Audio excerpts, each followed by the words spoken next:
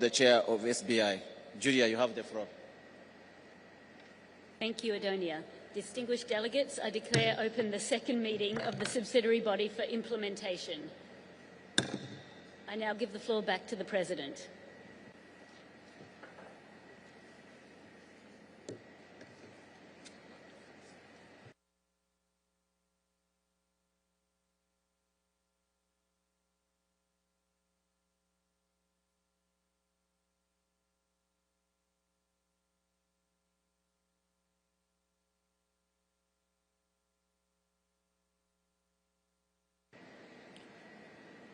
Dear colleagues, we will begin the plenary with statements from groups of parties. After hearing the statements from groups, the floor will be open for statements from individual parties, followed by statements from the observers. I encourage groups of parties, individual parties, and observers to keep their statements succinct and within the respective time limit. Please note, you are welcome to upload the full text of any statement on the submission portal. A button has been provided on the session web pages to link directly to the plenary statements, allowing easier uploading and access. You will hear a bell when you have used up the time allotted for your statement. Additionally, in line with the practice of other UN bodies and to ensure the smooth conduct of the meeting, microphones will be automatically turned off when the allotted time is exceeded. I appeal to parties to stay in the room while the observers deliver their statements. I will now invite statements from the 4 groups with non-overlapping memberships. I encourage you to keep your statements to a maximum of 5 minutes. I now invite the delegation of Iraq to deliver a statement on behalf of the Group of 77 and China. Iraq, you have the floor. Ambassador Andrew DeLego, distinguished presidencies and chairs of the subsidiary bodies, Iraq deems it an honor to deliver this statement on behalf of the Group of 77 and China. The Group of 77 and China would like to thank the government of Brazil for their hospitality, extended and their work in preparation for COP30, with a view toward a successful outcome. Group of 77 in China thanks also the COP29 presidency of Azerbaijan for the successful COP29 in Baku, as well as their continued leadership in the lead-up to COP30. Kindly note that in the interest of time, I will share this statement, which is a summarized version of our statement, and the complete version will be shared thereafter. 2025 marked 10 years since the adoption of the Paris Agreement, which is built on the principles and provisions of the Convention. It's important to question how much of these negotiations have transpired into real tangible action. In this context, the G77 and China places significant importance on the United Nations Framework Convention on Climate Change and the Paris Agreement. We underscore that meaningful climate action must be tailored to the diverse national circumstances of developing countries and advocate for meaningful climate action driven by the scaled-up means of implementation. Scaling up climate finance in accordance with the principles and provisions of UNFCCC and Paris Agreement form the core of the priorities for G77 and China. In this context, Group of 77 and China welcomes decisions on new collective quantitative goals at COP29 and calls for its full and timely delivery by developed countries. The group emphasizes that $300 billion remain significantly insufficient to meet the needs of developing countries in their just effort to combat climate change.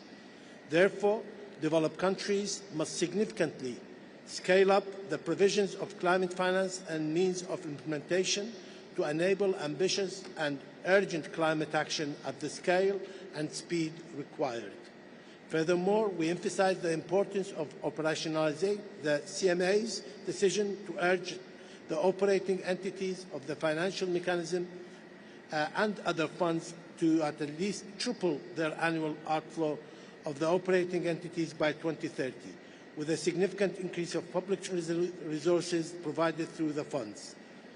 Group of 77 China expresses grave concern regarding the application of unilateral and contradictory policies on the project proposal by UNEDO on behalf of the Sultan of Oman in the Green Climate Fund. On the GGA, the Group of 77 in China highlights the importance of reaching successful outcomes, which includes means of implementation. Furthermore, it is equally important to operationalize the Baku Adaptation Road and further advance and alleviate adaptation and implementation of GAGA under the UAE framework for global climate resilience beyond 2030.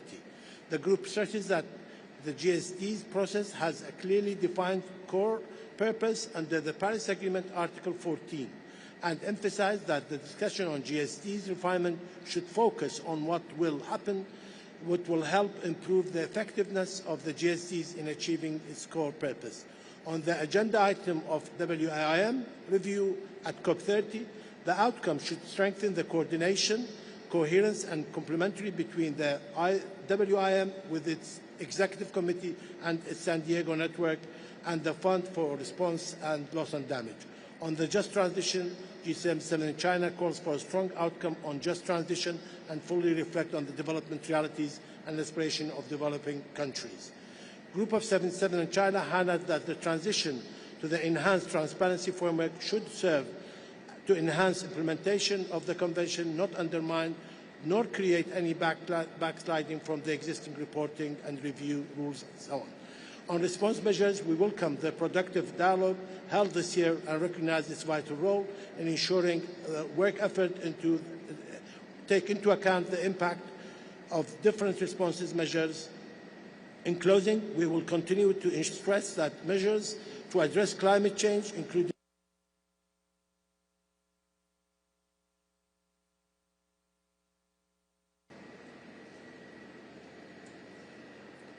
Thank you very much, G77 and China. I now invite the European Union to deliver the statement. Denmark, you have the floor. We are delivering this statement on behalf of the European Union and its 27 member states. We gather in the beautiful city of Belém at a moment when the science could not be clearer and the stakes could not be higher. Hurricane Melissa in the Caribbean and the recent super typhoons in the Philippines remind us of what climate change already means for lives and livelihoods. Our thoughts are with the communities who suffered devastating losses. Their resilience must strengthen our collective resolve. The EU comes to COP30 with that determination. The EU and its member states submitted its 2035 NDC to reduce net greenhouse gas emissions by 66.25 to 72.5% below 1990 levels by 2035. This is an ambitious milestone on the path to a 90% net reduction by 2040 compared to 1990 levels, leading the way towards climate neutrality by 2050 and aligned with the Paris goals. The Paris Agreement has shown that multilateralism delivers results, but we must all do our best to go further and faster. Ambition and international cooperation must be reflected in the COP30 outcomes. Firstly, through a negotiated response plan for enhancing the collective ambition and implementation of our NDCs. The NDC synthesis report revealed many quality improvements in the design of the new NDCs, and evidence is also present in the BTRs. However, efforts remain insufficient to keep 1.5 within reach. All parties, and especially major economies, must show leadership through stronger policies and faster delivery. We must accelerate action through innovation, growth, and competitiveness, as well as the full implementation of the outcomes and guidance from the first global stocktake. Annual consideration of the NDC and BTR synthesis report is needed to maintain momentum. In parallel, we must encourage the scaling up of partnerships and plurilateral initiatives under the action agenda as expressed of cooperation and commitment to act faster and more resolute. Secondly, by building resilience and preparedness everywhere, we need to accelerate adaptation action and finalize the work on indicators to track progress towards the global goal on adaptation. Linking climate action and sustainable development is critical for countries to prepare for and respond to climate impacts and inform about collective progress. Thirdly, by reaffirming our collective commitment to deliver on the new collective quantified goals set in Baku. All actors are called to work together to enable the scaling up of finance for climate action to developing countries from all sources to at least reach 1.3 trillion per year by 2035. We need to mobilize climate finance to at least $300 billion a year by 2035, and we need to urgently improve access, in particular for LDCs and SIDS and for adaptation. In 2024, the EU and its member states provided 31.8 billion euro of public finance and mobilized 11 billion euro of private finance to support climate action in developing countries.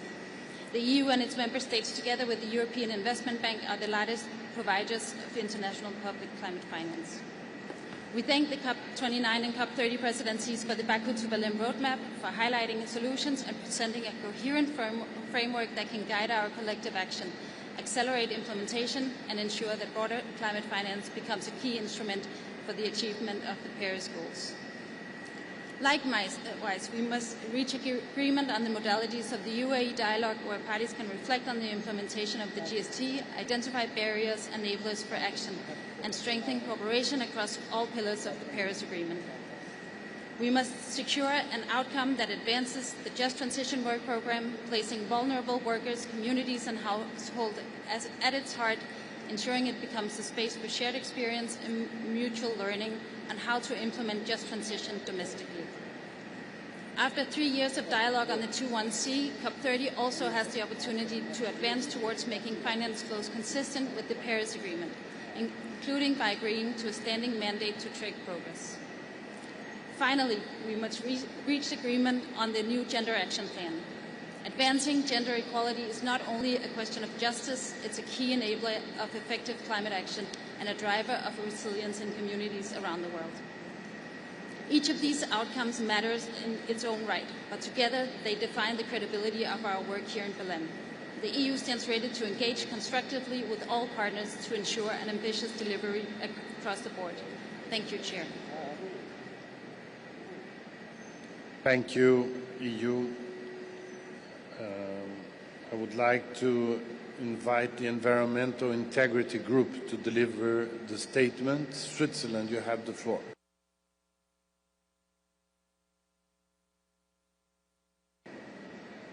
Thank you very much, Mr. Chair. I have the honor to speak on behalf of the Environmental Integrity Group. Chair, Excellencies, dear colleagues, we meet at a defining moment. Science is clear. The window to keep 1.5 alive is closing.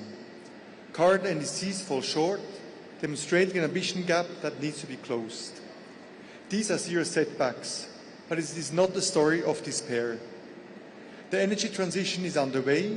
Renewables now dominate new power generation, showing that markets and innovation are transitioning away from fossil fuels. We celebrate those who have submitted ambitious NDCs. 10 years after Paris, that agreement helped to bend global temperature trajectories, reduce renewable costs, and unlock trillions in clean investments. Policies are stronger and more effective. The Paris Agreement works, and we must make it work fully. Yet the latest synthesis report confirms that current NDCs deliver only a 17% reduction below 2019 levels when science calls for 60% by 2035. The ambition and implementation gap demands a structured political and technical response under the Paris process to accelerate action before 2030. And yet, there is still no dedicated space to collectively assess the progress towards NDC's implementation and ambition and to agree on follow-up actions. This year marks 25 years of the Environmental Integrity Group. 25 years of bridge building and commitment to science and environmental integrity. Our group is deeply concerned by growing pushback against science from some quarters. Science is not negotiable. It must remain the foundation of our work. The next global stocktake must stay anchored in evidence, even when that evidence is uncomfortable. Here in the Amazon, COP30 must deliver for forests. The world is off track to halt and reverse deforestation by 2030. We must protect, conserve, and sustainably manage these vital ecosystems, learning from one another to achieve our climate, biodiversity, and development goals. We are alarmed by the global loss of forest sinks and the rising pressure on nature everywhere. COP30 must also mark a new era for adaptation. Agreed indicators and the robust national adaptation plans are key to measuring and driving progress. The more countries that report using these indicators, the clearer our global picture will be and the stronger our collective response. This is about building resilience and opportunities for all. We also welcome the progress on loss and damage. It is essential to strengthen coherence across the loss and damage architecture, ensuring that the Santiago Network, the new fund, and the WIM work in a coordinated and complementary way. Recommitting to the Paris Agreement also means unlocking the climate finance required for ambitious NDCs, 1.5 pathways, and global resilience. Those most affected by climate change must have access to the support they need. The EIG stands by the new collective quantified goal on climate finance, and all members of our group will support its realization in their respective roles as recipients, providers, or both. Finally, we must align all financial flows with low-emission, climate-resilient development pathways. The outcome of the Sharm el-Sheikh dialogue should reflect real-world needs, engage all actors, and build on existing experiences to drive investments toward a climate-safe future. We believe the COCHAS report and its recommendations are a good starting point. Colleagues, the world looks for us for direction. 10 years after Paris and 25 years after the founding of the EIG, let us show that unity is stronger than division and that science still guides us. Thank you. Thank you very much, Switzerland. I would like to invite now the umbrella group to deliver a statement. Australia, you have the floor. Thank you, Chair. Distinguished colleagues. I'm speaking on behalf of Umbrella Group members present at COP30. 10 years from the Paris Agreement, we have made significant progress. We've moved the world from a catastrophic 4 degrees of warming to 2.3 to 2.5 degrees based on currently assessed 2035 NDCs. Almost all countries have committed to net zero and most have lodged successive emissions reduction targets. Global investment in clean energy is growing exponentially and was at $2 trillion per year in 2024. We have more to do, but we should recognise the Paris Agreement is working. It has and will continue to drive some of the biggest changes in our economic and energy systems since the Industrial Revolution, and in the process it is creating economic opportunity and supporting global prosperity. At the same time, it's clear our efforts must accelerate to keep 1.5 degrees within reach. COP30 must demonstrate our unwavering commitment to the Paris Agreement and our commitment to do more together. We must deliver a strong outcome on 1.5 and NDCs at COP30 that reflects the progress made, demonstrates our collective commitment to closing the gap to 1.5, and highlights opportunities to accelerate climate ambition and implementation. The implementation of the global stocktake across all pillars of Paris must include the full operationalisation of the UAE dialogue. Our work must continue to be informed by the best available science, and parties must support the IPCC to deliver outputs of the 7th assessment cycle in time to inform the second global stocktake. We welcome the first BTRs, a significant step towards implementation and a significant step towards building trust in our collective efforts. The Mitigation Work Programme can profile practical opportunities and address barriers to reduce emissions in the forest and waste sectors, and prepare us for a successful review of the work program next year. We will work with parties to adopt indicators to track progress towards the global goal on adaptation, and we thank the experts for their work. We celebrate the first call for funding requests from the Fund for Responding to Loss and Damage and look forward to completing the review of the Warsaw International Mechanism.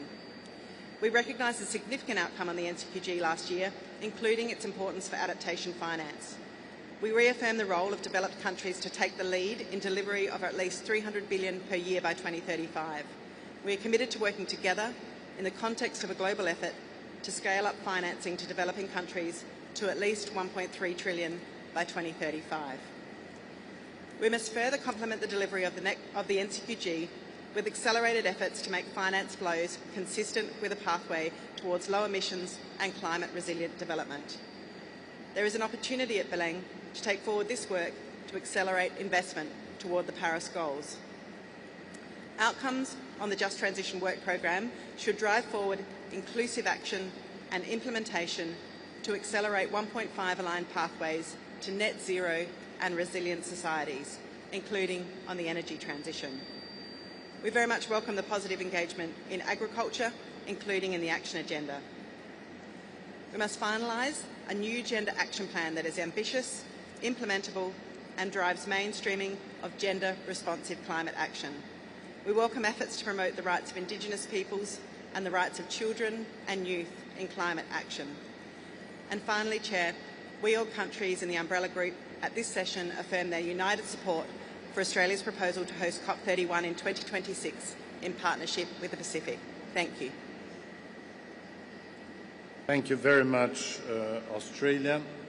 I will now open the floor for statements from other groups for a maximum of 5 minutes, and I invite Venezuela to speak on behalf of ALBA.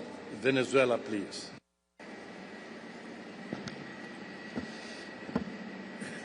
Gracias, presidente. Tengo el honor de hacer esta intervención en nombre de Cuba, Venezuela, países miembros del ALBA. Nos sumamos a lo expresado por el G77 y China y el Grupo de Países en Desarrollo de Pensamiento Afín.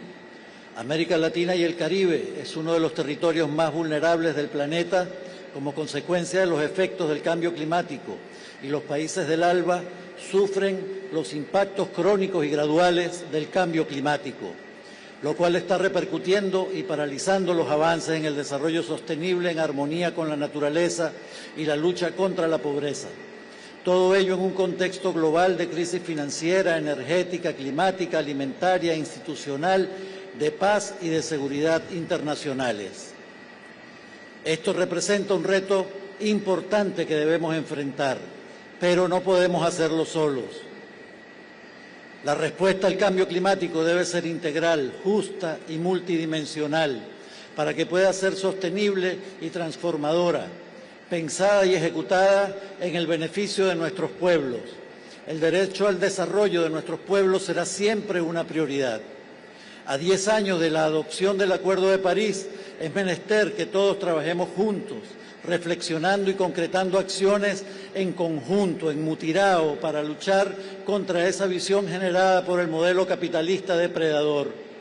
Es urgente transformar el pensamiento y el accionar global, para lo cual es necesario escuchar y trabajar juntos en favor de nuestros pueblos, quienes sufren de cerca los embates del cambio climático y la falta de voluntad política de los países desarrollados de tomar acciones concretas en contra del desarrollo. Es más requerido que nunca. Debemos dejar de lado los dobles discursos y que esta COP sea la COP de la verdad. Es momento de realmente implementar la Convención y el Acuerdo de París con voluntad política, no intentar renegociarlo por la vía de facto. Hemos visto que los países desarrollados siguen eludiendo su responsabilidad de aportar sus promesas en materia de financiamiento climático y que se ha demostrado que es totalmente insuficiente para asumir las necesidades de los países en desarrollo en mitigación, adaptación y daños y pérdidas. Es preocupante la conducta de los países desarrollados que no desean ni siquiera conversar sobre este asunto. eludiendo la incorporación del tema en agenda y evadiendo cualquier involucramiento real en temas relacionados. Y eso es grave, ya que afecta el futuro de toda la humanidad. Es momento de trabajar en favor del multilateralismo real, verdadero, que involucre a todos los sectores de la sociedad. Todos pueden aportar en esta heroica tarea de promover la defensa de los derechos de la Madre Tierra, la justicia climática y, sobre todo, defender y promover el derecho al desarrollo de los pueblos en el contexto de la crisis climática capitalista y avanzar en los procesos de transición justa que tanto requerimos para erradicar la pobreza. Hablemos de realidades, del día a día del ciudadano y del impacto que tienen las consecuencias de la imposición de medidas coercitivas unilaterales que representan un crimen de lesa humanidad que abarca un amplio espectro, incluyendo los aspectos comerciales, constituyéndose en acciones que afectan de forma directa e indirecta las capacidades para responder a la crisis climática y en las capacidades de respuesta de los Estados para garantizar el derecho al desarrollo y los derechos básicos. Y sobre esto hay países que no desean hablar en este encuentro. ¿A qué le temen? ¿A la verdad? La COP en Brasil representará la oportunidad única para tener compromisos más ambiciosos, realistas y sobre todo sinceros en materia de adaptación, pérdidas, daños, mitigación y provisión de medios e implementación, incluida la financiación climática, la transferencia de tecnologías y la creación de capacidades. Para el ALBA es fundamental un multilateralismo inclusivo, participativo, basado en la cooperación que convoque a todos a debatir el futuro común sobre la base de la equidad. Finalmente, hacemos un llamado a los países para unir esfuerzos y tener la voluntad política para lograr avances importantes. Desde Venezuela, ante las amenazas bélicas irracionales en el Caribe, abogamos por la paz y el derecho a la soberanía de los pueblos.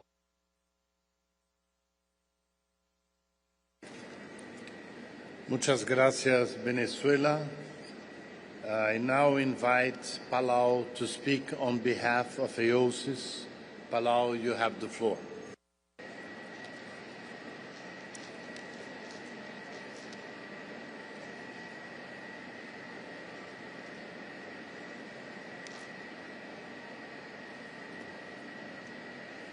Palau?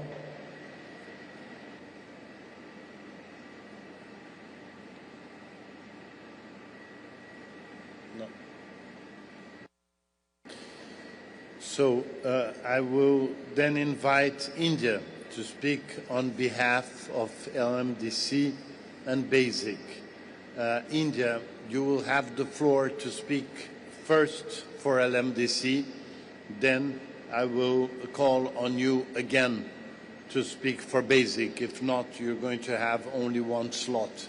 So please, India for LMDC.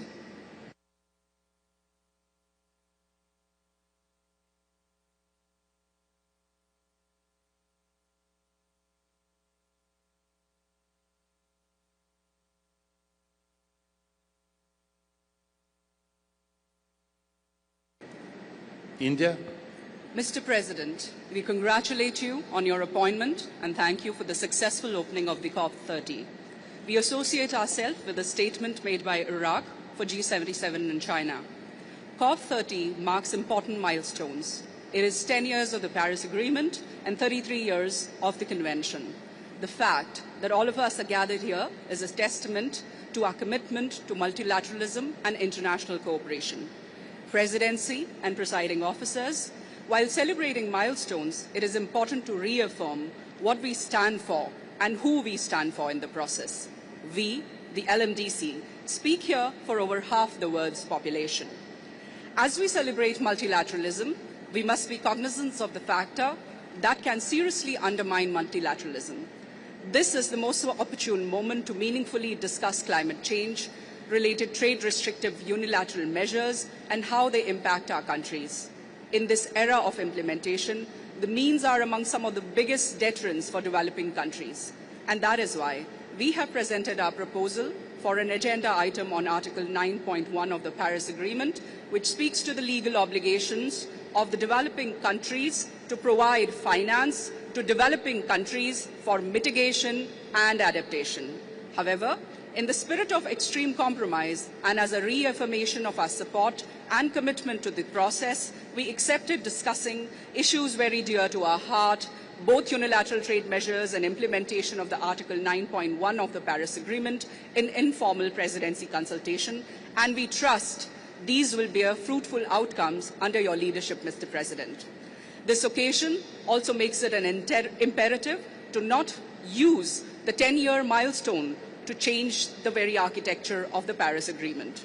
We must remain committed to and guided by equity and common but differentiated responsibilities, the cornerstone principles of the Convention and its Paris Agreement. All of us signed us to the CBDR in Brazil back in 1992. We must reaffirm our strongest commitment to the principles here, not attempt to sideline and ignore it. Over the next 2 weeks, we must stay true to the cause and advance adaptation, which is among the most important issues for us. Adaptation finance needs are ever increasing, and a huge adaptation finance gap stares us in the face. Reports state that needs exceed nearly 15 times the existing finance flows. We are also not on track to double international public adaptation finance, a meager sum to begin with, by 2025. On the GGA, the means of implementation indicators must reflect the progress of finance, technology, transfer, and capacity building provided by developed countries to developing countries, in line with Article 9, 10, and 11 of the Paris Agreement. The Presidency must make a special call to the parties to submit their national adaptation plan in line with national priorities and progress, including providing adequate support for preparation and implementation of the NAPs.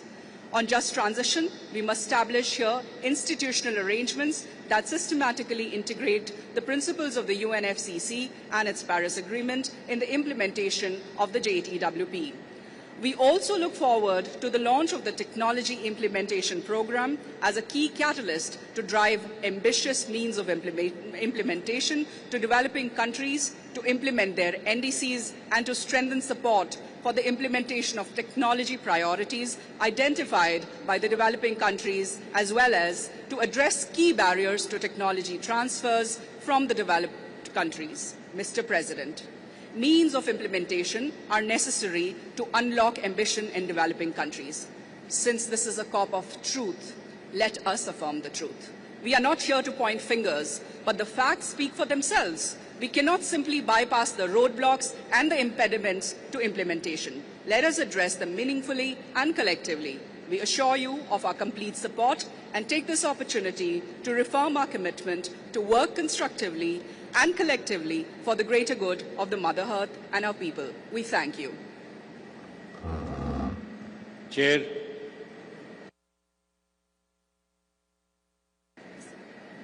Thank you, India. So, India for basic. Thank you, Chair. As India takes the floor on behalf of the basic group of countries, I take this opportunity to extend a warm welcome to the COP30 President, André Correa de Lago, and express deep appreciation to the Presidency, Government of Brazil, and also to the people of Port City of Belém for their extremely gracious hospitality and excellent arrangements. At the outset, we express our full and unwavering support for multilateralism and international cooperation on climate change, particularly in the current geopolitical context. We reiterate the significance of the full, effective and sustained implementation of the Convention and its Kyoto Protocol and the Paris Agreement in accordance with the principles of equity and CBDR-RC. This COP is being organized 10 years after the Paris Agreement was signed and has now evolved to incorporate all its multifaceted dimensions to achieve its key objectives.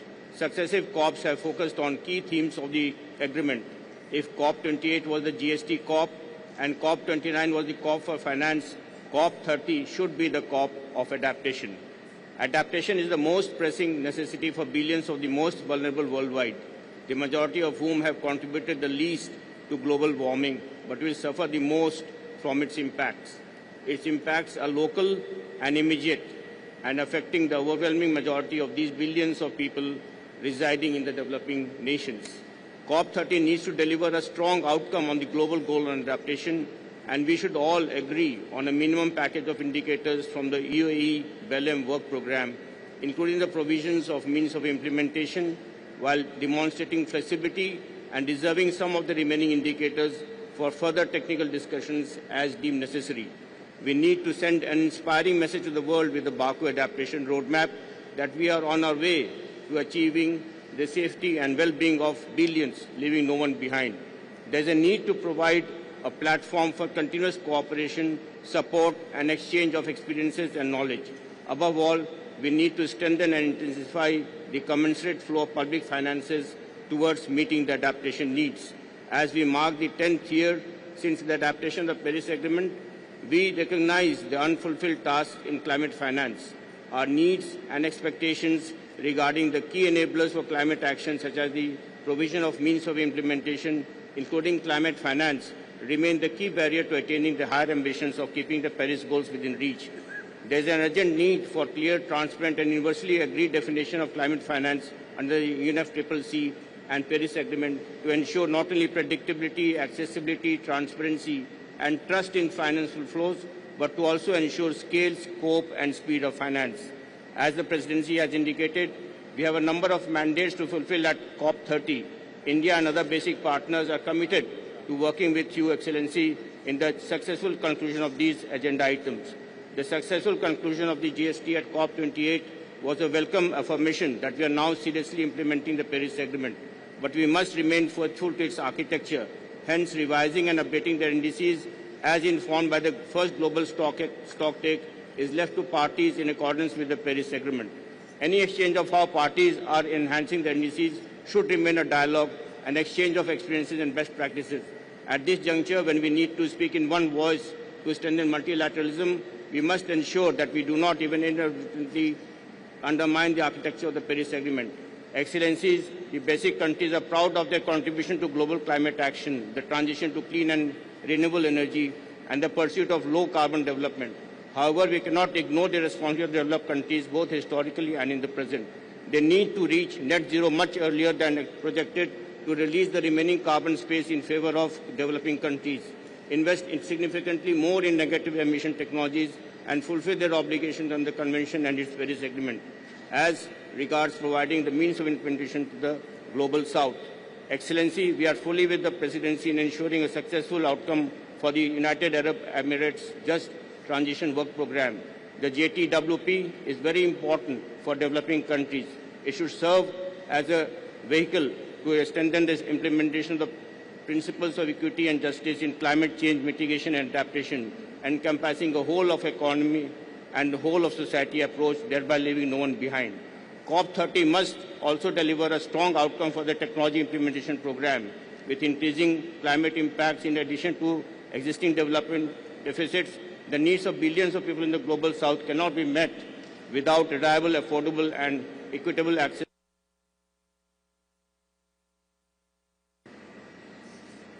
Thank you, India. I now invite Tanzania to speak on behalf of the African group. Tanzania, you have the floor.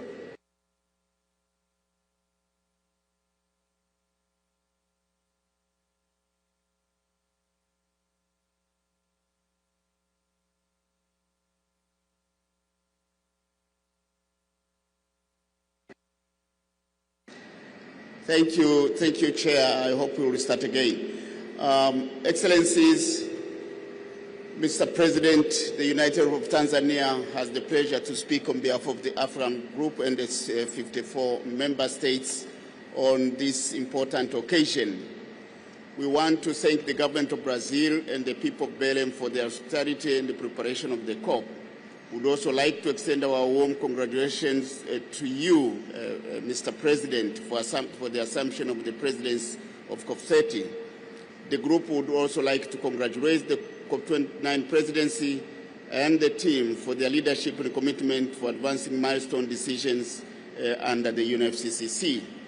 Let us also express our gratitude to the UNFCCC Secretariat for their continued support to COP30. Mr. President, today, more than 3 decades later, we return to Brazil with renewed conviction that materialism remains the most powerful tool to address the intertwined challenges of climate change and sustainable development. As the African Group also celebrates 30 years since its establishment, we remain committed to working with you to address climate change under the multilateral fora. Mr. President, climate finance remains important for the continent. Therefore, COP30 should advance climate finance. Climate fund is not optional. It is the cornerstone of implementation of our NDCs, NAPs, and long-term strategies.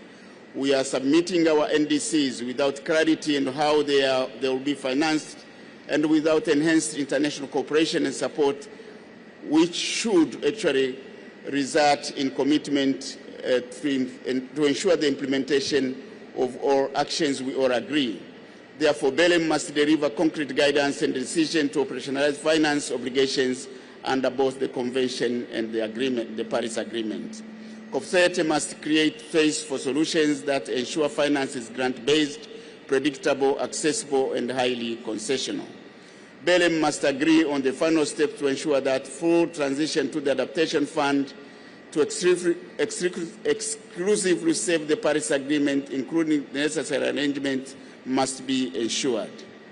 Mr. President, COP30 must deliver clear and tangible indicators backed by means of implementation in our work in the GGA.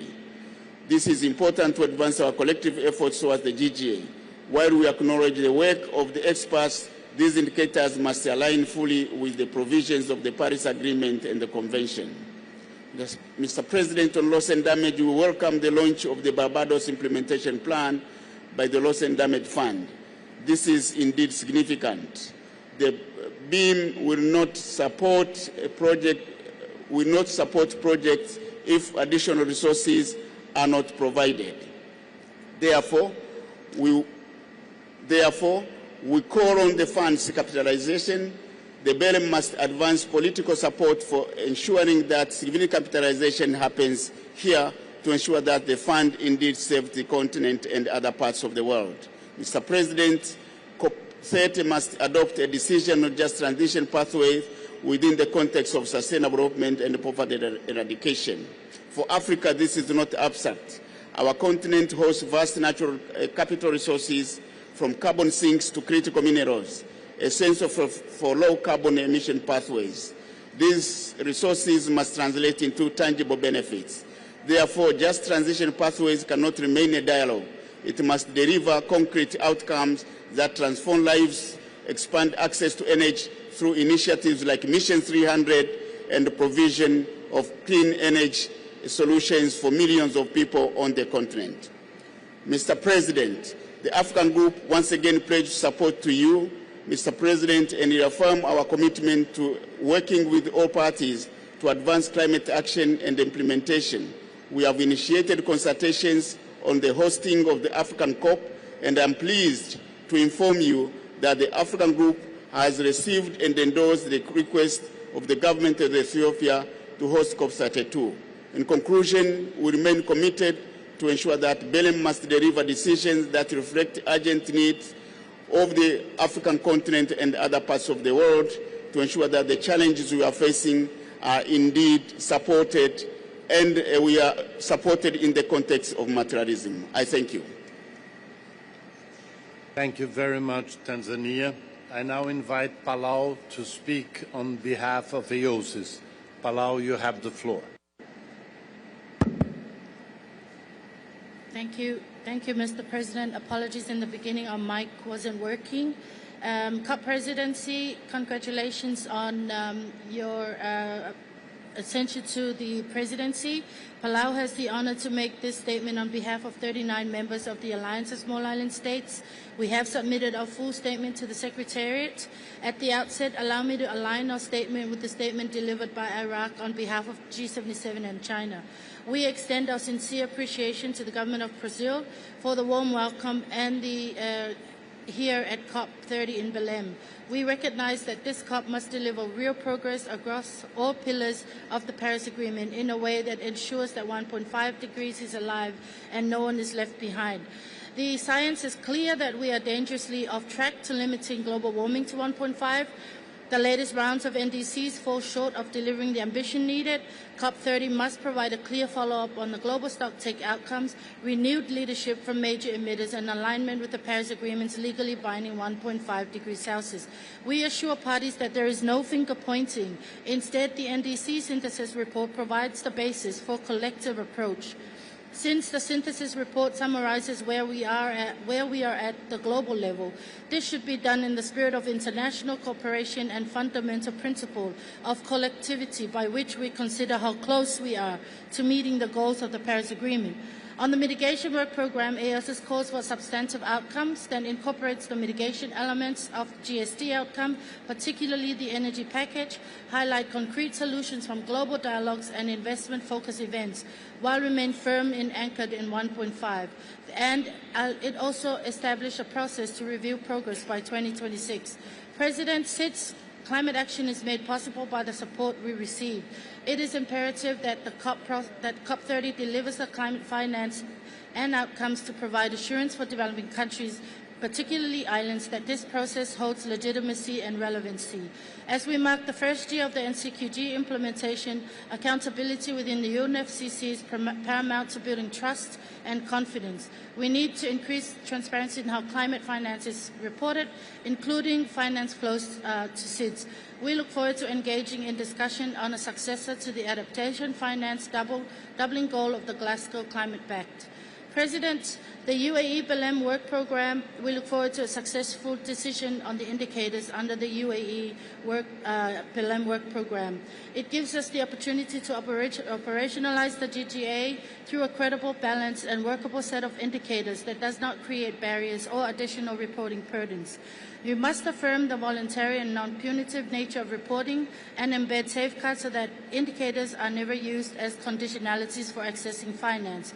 This COP delivers an outcome that strengthens support for NAP formulation, implementation and monitoring, but also reflects on the adaptation gaps and needs that we face. We look forward to a successful completion of the review of the Warsaw International Mechanism, and we expect an outcome of the review to provide guidance on complementarity. And we acknowledge the importance that the Presidency attaches to UAE dialogue, and the AOSIS reiterates that the key platform to take forward the outcomes of the GST. For AOSIS, the implementation of the GST encompasses all its outcomes and serves as a mechanism to follow up on each of them. We also reiterate our call for loss and damage to be addressed as a standalone theme in GST cycle in order for it to receive the dedicated attention it deserves. Science is the foundation of this process. On the periodic review, COP30 will we look forward to a dedicated forum to reflect on the latest science on 1.5 and emphasize the importance of the periodic review to AOSIS. On technology implementation program offers that a valuable opportunity to strengthen implementation, and we look to the linkages between the financial mechanism and the technology mechanism. Mr. President, for AOSIS, adopting a well-resourced and implementable gender action plan aligned with SIDS needs and capacities and lasting no less than 5 years is a key priority. AOSIS comes to Belém with solutions, recommendations for partnerships and determination to secure a future for our islands. We urge all parties to act with the urgency and solidarity this moment demands. For us, this is not just about ambition, it is about taking the actions required to ensure a safe and prosperous future for us all. I thank you.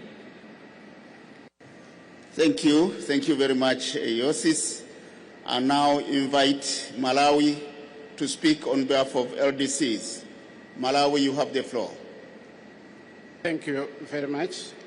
Co-President, Excellencies, distinguished delegates, thank you very much to the Co-President for hosting us here in Belém. Malawi is speaking on behalf of the 44 listed Republic countries group, and I do associate myself with the statements made by Iraq, the Group of 7 chair, the African group, and the AOSIS just before me. Co-President, delegates, I want us to imagine the consequences of climate change that have put innocent lives in jeopardy across the LDCs. Children forced to grow up in harsh environments, mothers and widows walking long distances for water that no longer flows, and for firewood to cook in smoky kitchens, farmers losing their crops season after season with no time to recover. Floods, droughts, and hunger have stretched our endurance, not just in Africa, but including the Caribbean and the Asia Pacific. Homes destroyed, livelihoods swept away, economies collapsing. Conference, these are not AI-generated stories. These are the daily realities defining the struggle for survival of 1.6 billion people we represent in the ODCs. People who deserve to live and thrive, to dream and to hope. And as we enjoy Belém's hospitality and meeting these nicely branded and decorated walls, our people are watching, they are listening, and they are waiting. They are demanding answers, speed, progress, and climate justice. The youth, the women, the farmers, and the elderly are asking many questions on why the delays about 1.5 degrees Celsius ambition, tripling of grant-based adaptation finance, about the new debt from climate finance, funding for loss and damage, and finalizing Just Transition Work Program. Conference, how much longer must we wait to respond to these important questions? We meet, we speak, we discuss, we promise, we postpone, and then wait again. Excellencies, colleagues, let us remember, climate change needs no visa, respects no borders, has no favorites, and the smoke does not stop at our borders. This devastation is all around us, and collectively, we must work the acceleration we have been talking about for so long to get a different result. And this is the COP to make this difference. Yes, a different COP. Thank you, Azerbaijan, for the leadership, and welcome Brazil. Brazil has promised a different COP. We are also hoping for a balanced outcome. We are committed to working with you and all those willing to support our people, marginalized women and youth. COP30 is an opportunity to reconcile with nature and restore the trust that has been lost, not with speeches, but with action and speed. We must leave Belém with a sense of reassurance that this matriarchal process is working for our people, for our economies, and for Mother Nature. Let COP30 stand for hope, for justice and action, a package that triples grant-based adaptation finance from the 2025 levels, advances 1.5 degrees ambition, and delivers the means of implementation. As I conclude my ODC chairmanship at this COP, Co-President, I urge you to reflect on the original intentions of the journey we are walking today. I thank you. Thank you, Malawi. I now invite Saudi Arabia to speak on behalf of the Arab group. Saudi Arabia, you have the floor.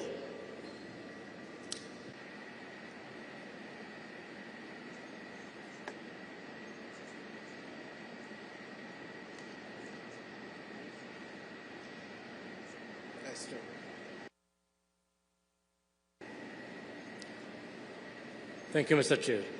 بسم الله الرحمن الرحيم. السلام عليكم ورحمة الله وبركاته. إن المجموعة العربية تضم صوتها للبيان العراقي باسم المجموعة 77 والصين.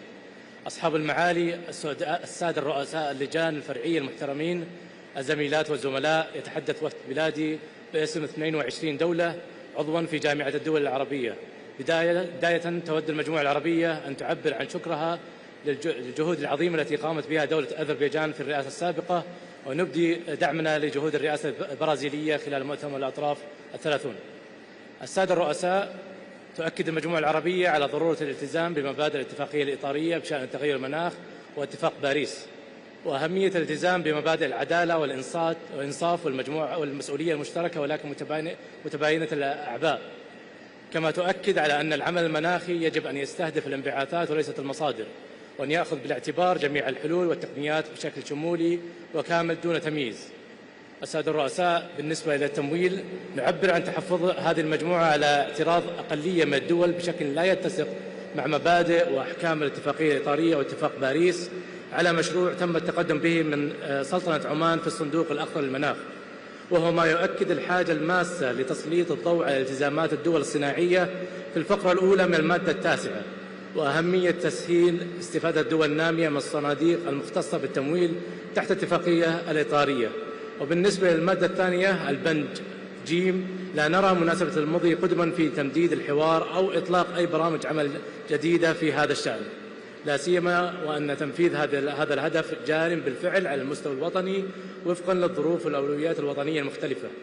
كما نلاحظ وجود محاولات لفرض التزامات جديدة سواء في جانب التنفيذ أو الشفافية، بما لا يخدم مصالح الدول النامية. وفيما يتعلق بخارطة الطريق للوصول إلى مبلغ 1.3 تريليون، فإن التقرير الصادر يعكس وجهات نظر الرئاستين ولا يمثل توجهات الدول الأطراف.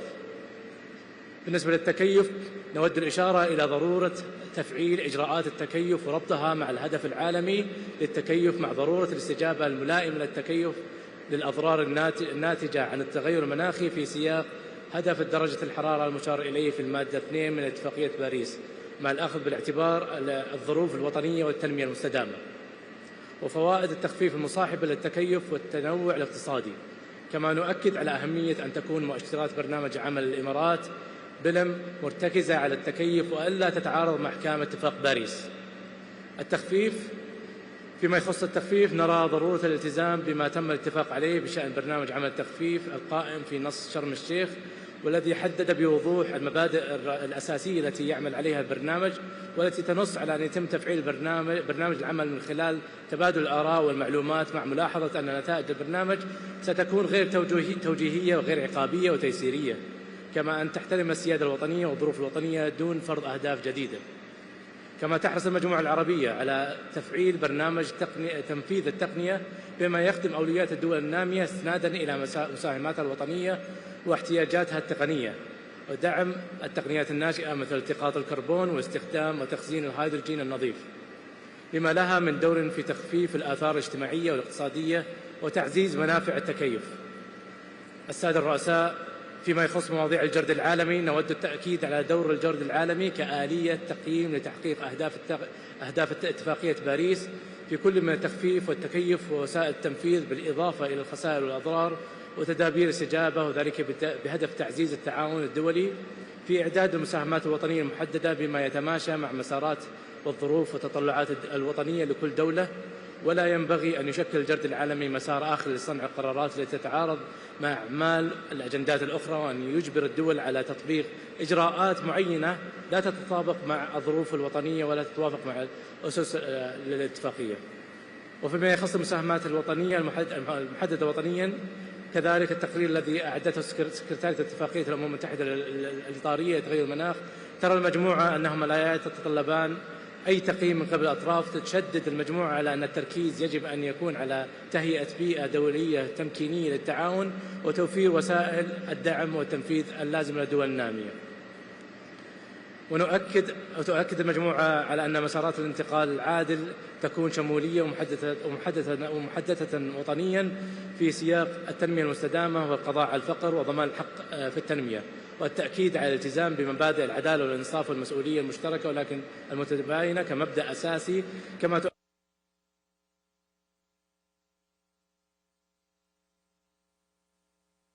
Thank you very much. Thank you, Arab states. I now invite Uruguay to speak on behalf of Grupo Sur. Uruguay, you have the floor. Thank you very much, Mr. President. I have the honor to take the floor. Sorry, I will change to Spanish. Tengo el honor de tomar la palabra en nombre del Grupo Sur, integrado por Argentina, Brasil, Ecuador, Paraguay y Uruguay. Nuestro grupo se alinea con la intervención del G77 más China. Deseamos comenzar expresando nuestro reconocimiento a la presidencia brasileña y al pueblo de Brasil por acoger esta conferencia en el corazón de la Amazonia. Belém nos recuerda que el cambio climático no es una abstracción, es una realidad que transforma los territorios donde viven millones de personas. Celebrar esta COP en la Amazonía es, ante todo, un llamado político y ético a situar la vida, la justicia y la cooperación en el centro de nuestras decisiones. En un contexto global creciente de fragmentación, Grupo Sur reafirma el multilateralismo como el único marco legítimo para una acción climática cooperativa y equitativa. Las medidas adoptadas para combatir el cambio climático, incluidas las unilaterales, no deberían constituir un medio de discriminación arbitraria o injustificable ni una restricción encubierta al comercio internacional. El Grupo aboga por una cooperación internacional basada en la confianza, el respeto mutuo y la búsqueda de soluciones colectivas. En este marco, destacamos las siguientes prioridades para esta COP30. Primero, adaptación. Aspiramos a que Belém se adopte una decisión sustantiva sobre el Objetivo Mundial de Adaptación, incluyendo la adopción de un conjunto manejable de indicadores globales que reflejen no solo las acciones, sino también los medios de implementación, incluyendo financiamiento, tecnología y fortalecimiento de las capacidades. Esto debe ser acompañado del apoyo necesario para que los países en desarrollo podamos implementar el marco a nivel nacional. Asimismo, esperamos salir de Belém con un compromiso de financiamiento para la adaptación renovado que reemplace el de Glasgow, en el contexto de alcanzar un balance con la mitigación y adicionales los recursos financieros para pérdidas y daños. Presidente, los países del Grupo Sur han realizado grandes esfuerzos para la formulación de sus planes nacionales de adaptación. Por ello, no podemos irnos de esta COP sin una decisión sustantiva sobre NAPs que incluya provisiones claras de financiamiento, tecnología y fortalecimiento de las capacidades para la implementación de los NAPs en los países en desarrollo. Segundo, financiamiento. Tras la adopción del nuevo objetivo cuantificado en Bakú, el desafío de Belém es su implementación efectiva. Reafirmamos la obligación de los países desarrollados, conforme al artículo 9.1 del Acuerdo de París, de proveer recursos nuevos, adicionales, previsibles y concesionales, priorizando la adaptación y las necesidades nacionales de desarrollo sostenible y erradicación de la pobreza. América del Sur es una región profundamente comprometida con la acción climática y con metas ambiciosas de mitigación y adaptación, pero para sostener ese nivel de ambición necesitamos medios de implementación acordes, acceso real a financiamiento, transferencia tecnológica y fortalecimiento de capacidades. Tercero, transición justa. El programa de trabajo sobre transición justa debe tener un alcance integral que incorpore las dimensiones social, laboral, territorial y promoción de la protección de los derechos humanos, incluido el derecho al desarrollo, conforme a los principios, obligaciones y compromisos asumidos por nuestros países y sus respectivas prioridades de desarrollo. Consideramos indispensable que Belém avance de manera sustantiva hacia el arreglo institucional de transición justa. En cuanto a balance global, consideramos fundamental acordar en Belém una decisión sobre los resultados del primer balance global, incluyendo los elementos logísticos y procedimentales que orientarán el segundo ciclo. Quinto, agricultura. Priorizamos la resiliencia, la seguridad alimentaria y la sostenibilidad de los sistemas productivos, evitando enfoques prescriptivos o que desconozcan los saberes locales. En sexto lugar, con relación al marco reforzado de transparencia, quisiera destacar el compromiso de los países con...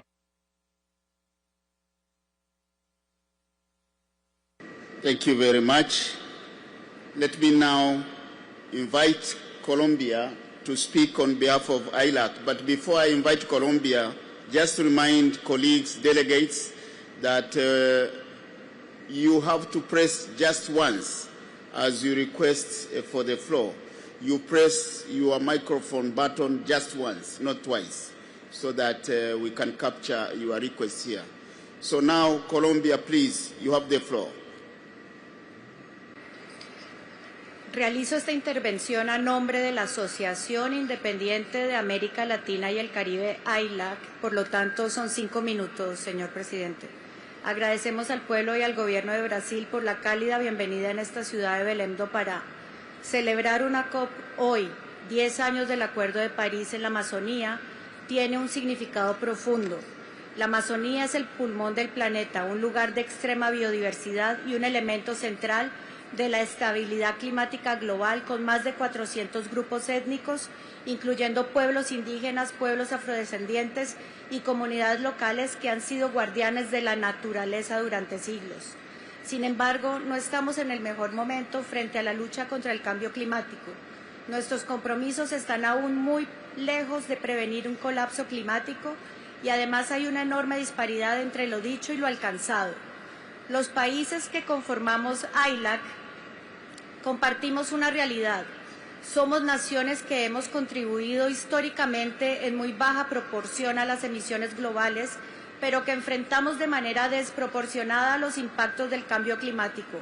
Nuestras circunstancias especiales implican que territorios, economías y comunidades vivan cada vez con mayor frecuencia los efectos de sequías, inundaciones, pérdida de biodiversidad, retroceso de glaciales y afectaciones costeras. Nuestros países han asumido metas y políticas consistentes con el objetivo de 1.5, pero hacerlo requiere que el régimen climático cumpla sus promesas. Los medios de implementación son indispensables para maximizar el potencial de la acción climática. Para AILAC, las nuevas NDCs deben reflejar metas más robustas y deben ser acompañadas de las condiciones habilitantes para la materialización de la ambición. AILAC considera que el diálogo de Emiratos Árabes sobre la implementación de los resultados del balance mundial debe ser un espacio orientado a la acción y la cooperación que permita evaluar el progreso colectivo sin fragmentar los temas ni seleccionar algunos de forma aislada. Para AILAC es fundamental que este proceso cuente con un reporte de síntesis que refleje las discusiones sustantivas y que sea tomado en consideración en una decisión bajo la CMA. AILAC destaca que el programa de trabajo de mitigación debería ser un espacio técnico inclusivo. Sus resultados deben alimentar decisiones políticas concretas. AILAC considera que esta COP debe marcar un hito en el liderazgo de los países desarrollados para la entrega efectiva de la nueva meta cuantificada de financiamiento. Lograr esta meta implica que los países desarrollados ejerzan el rol que les corresponde, la provisión del financiamiento en virtud del artículo 9.1 del Acuerdo de París. AILAC enfatiza que conforme a la opinión consultiva. Thank you very much, Colombia, on behalf of the ILAC. Now, I do not see any group requesting the floor, so I want to hand over to the Substa Chair to invite statements from individual parties, followed by observer organizations. Substa Chair, please take the floor. Thank you, Mr. President. I now invite individual parties to make statements which should be limited to 3 minutes. I see that Kyrgyzstan has asked for the floor. Kyrgyzstan, you have the floor. Mr. Chair, Excellencies, actually you called our country, it's Kyrgyzstan, not Tajikistan. So, Sorry. Okay. Mr. Chair, Excellencies, distinguished delegates, the delegation of Kyrgyzstan comes to Belém with determination and hope. Recently, Kyrgyzstan submitted its updated NDC 3 with own contribution to reduce emissions and to adapt to climate change, and have also completed first BTR. For a small mountainous developing nation, these are not declarations of intent, but concrete actions taken under the real constraints and driven by profound sense of responsibility to our people and our planet. Therefore, we are glad to announce that on Sunday, during informal consultations on the adaptation on adoption of the COP30 agenda, we agreed to have presidency consultations on mountains. We invite all stakeholders to participate in these meaningful consultations. For us, this is a pivotal moment when the world can finally recognize what mountain nations which are most vulnerable to climate change have long understood. That's the degradation of mountain ecosystems, the melting of glaciers, the drying of rivers, the loss of forests and pastures, and the growing threats of landslides and water scarcity endanger not only for mountain communities, but hundreds of millions of people Excuse me, I see a point of order. In addressing such challenges, Kyrgyzstan initiated the Declaration on Climate Change, Mountains... Point of order by Colombia. Colombia, you have the floor. Sí, señor presidente, muchas gracias por darme la palabra. Nosotros estamos interviniendo a nombre de AILAC, es decir, de un grupo de negociación. Me han dado solo 3 minutos y me han cortado el micrófono a los 3 minutos. Nosotros también queremos tener el misma oportunidad de hablar que los demás grupos de negociación. No nos parece ajustado con las reglas y con la transparencia de este proceso que nos corten el micrófono faltando 2 minutos para que podamos terminar de establecer nuestras prioridades en esta plenaria. Entonces agradezco, señor presidente, que los 2 minutos que no me fueron otorgados me sean otorgados. Gracias. Y sí, cerca le pego. I now go back to the president who was chairing that. Thank you, Colombia. Let me confirm that you are given 5 minutes, not 3 minutes. You are given 5 minutes, and we counted 5 minutes, not 3 minutes.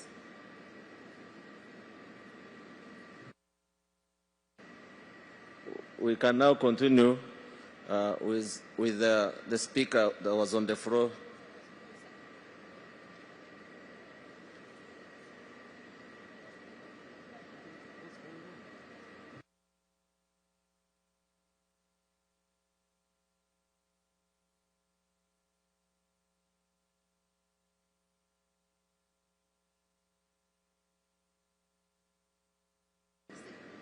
Yeah, Colombia, you have the floor, please.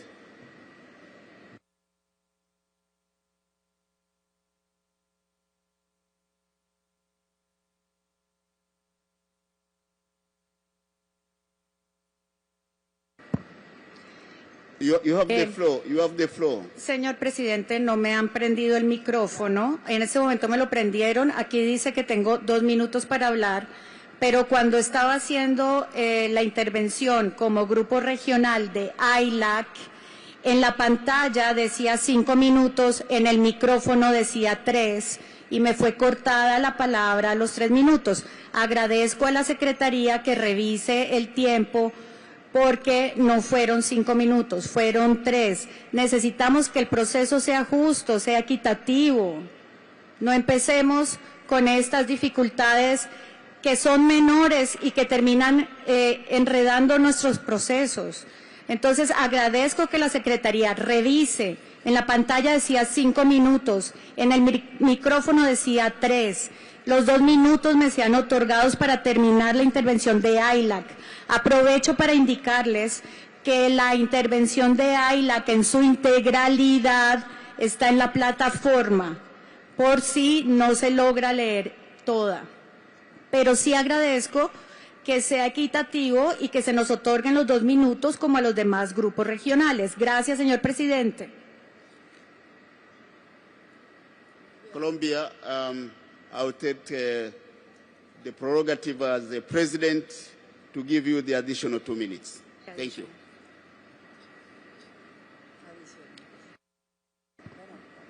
No son adicionales, pero gracias, señor presidente. AILAC toma nota con aprecio de la ruta Bakú-Belém presentada por la Presidencia y confía en que este marco oriente los esfuerzos colectivos hacia la definición y puesta en marcha de una meta de financiamiento verdaderamente transformadora. Esperamos que este proceso sirva para acelerar la implementación de la NCQG. Los compromisos financieros deben priorizar la adaptación, las pérdidas y daños y la construcción de resiliencia. Los países desarrollados deben garantizar un flujo de recursos que no incremente el endeudamiento ni condicione la acción climática. La confianza en este proceso depende de que los compromisos se traduzcan en desembolsos reales, oportunos y accesibles. Asimismo, AILAC subraya la importancia de fortalecer los mecanismos de transparencia y rendición de cuentas en el financiamiento climático. La adaptación debe ocupar un lugar central en los resultados de Belém. El programa de trabajo sobre transición justa debe traducirse en mecanismos concretos de cooperación, intercambio de conocimiento y fortalecimiento de capacidades en línea con los artículos 10 y 11 del Acuerdo de París. Asimismo, la transferencia de tecnología debe ser efectiva y responder a las prioridades nacionales expresadas en las NDCs.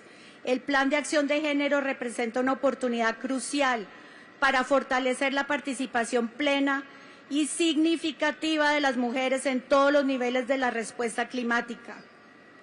Reafirmamos nuestro compromiso para trabajar constructivamente con todas las partes, con un espíritu de cooperación y de justicia. Gracias, señor presidente. Thank you, Colombia. We now have, now let me take back the floor now to the substitute chair to continue.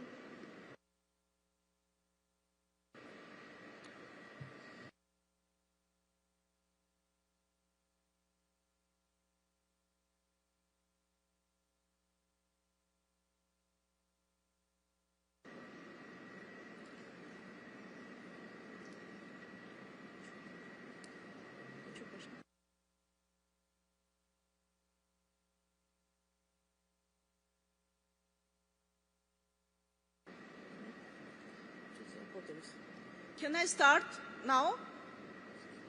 Okay. Hold on. We are trying to clarify something here.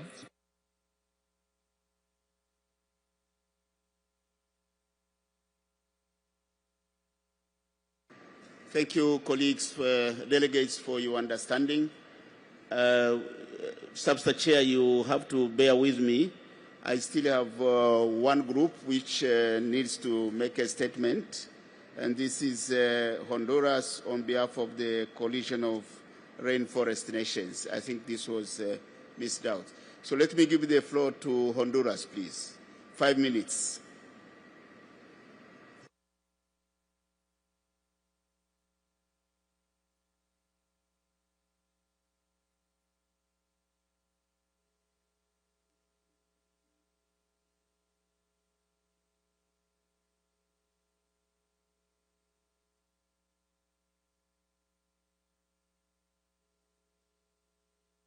Honduras, you have the floor.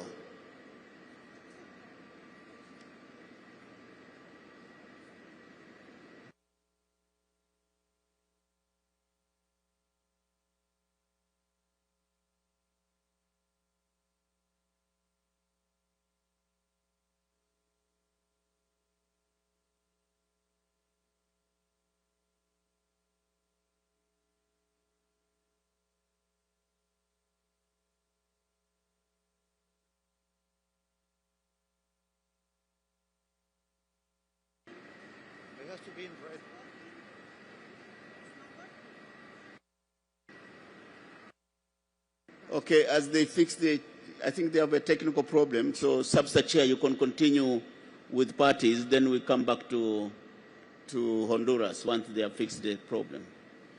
Substitute Chair, please, you can continue.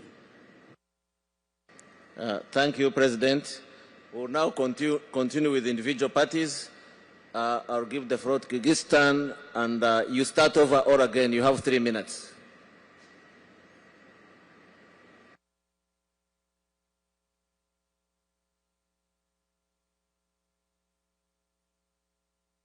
You have the floor.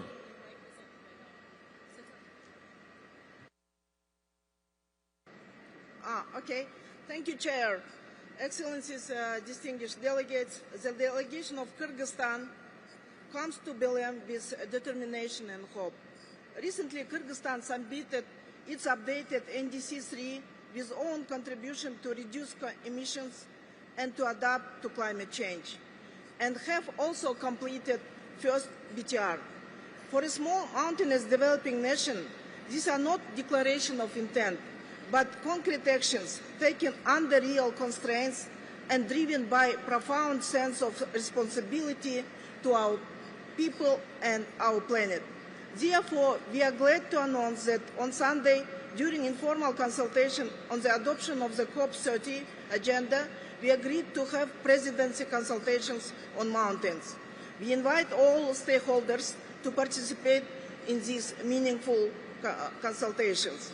For us, this is a pivotal moment when the world can finally recognize what mountain nations, which are most vulnerable to climate change, have long understood, that the degradation of mountain ecosystems, the melting of glaciers, the driving of rivers, the loss of forests and pastures, and the growing threats of landslides and water scarcity endanger not only to mountain communities, but hundreds of millions of people worldwide.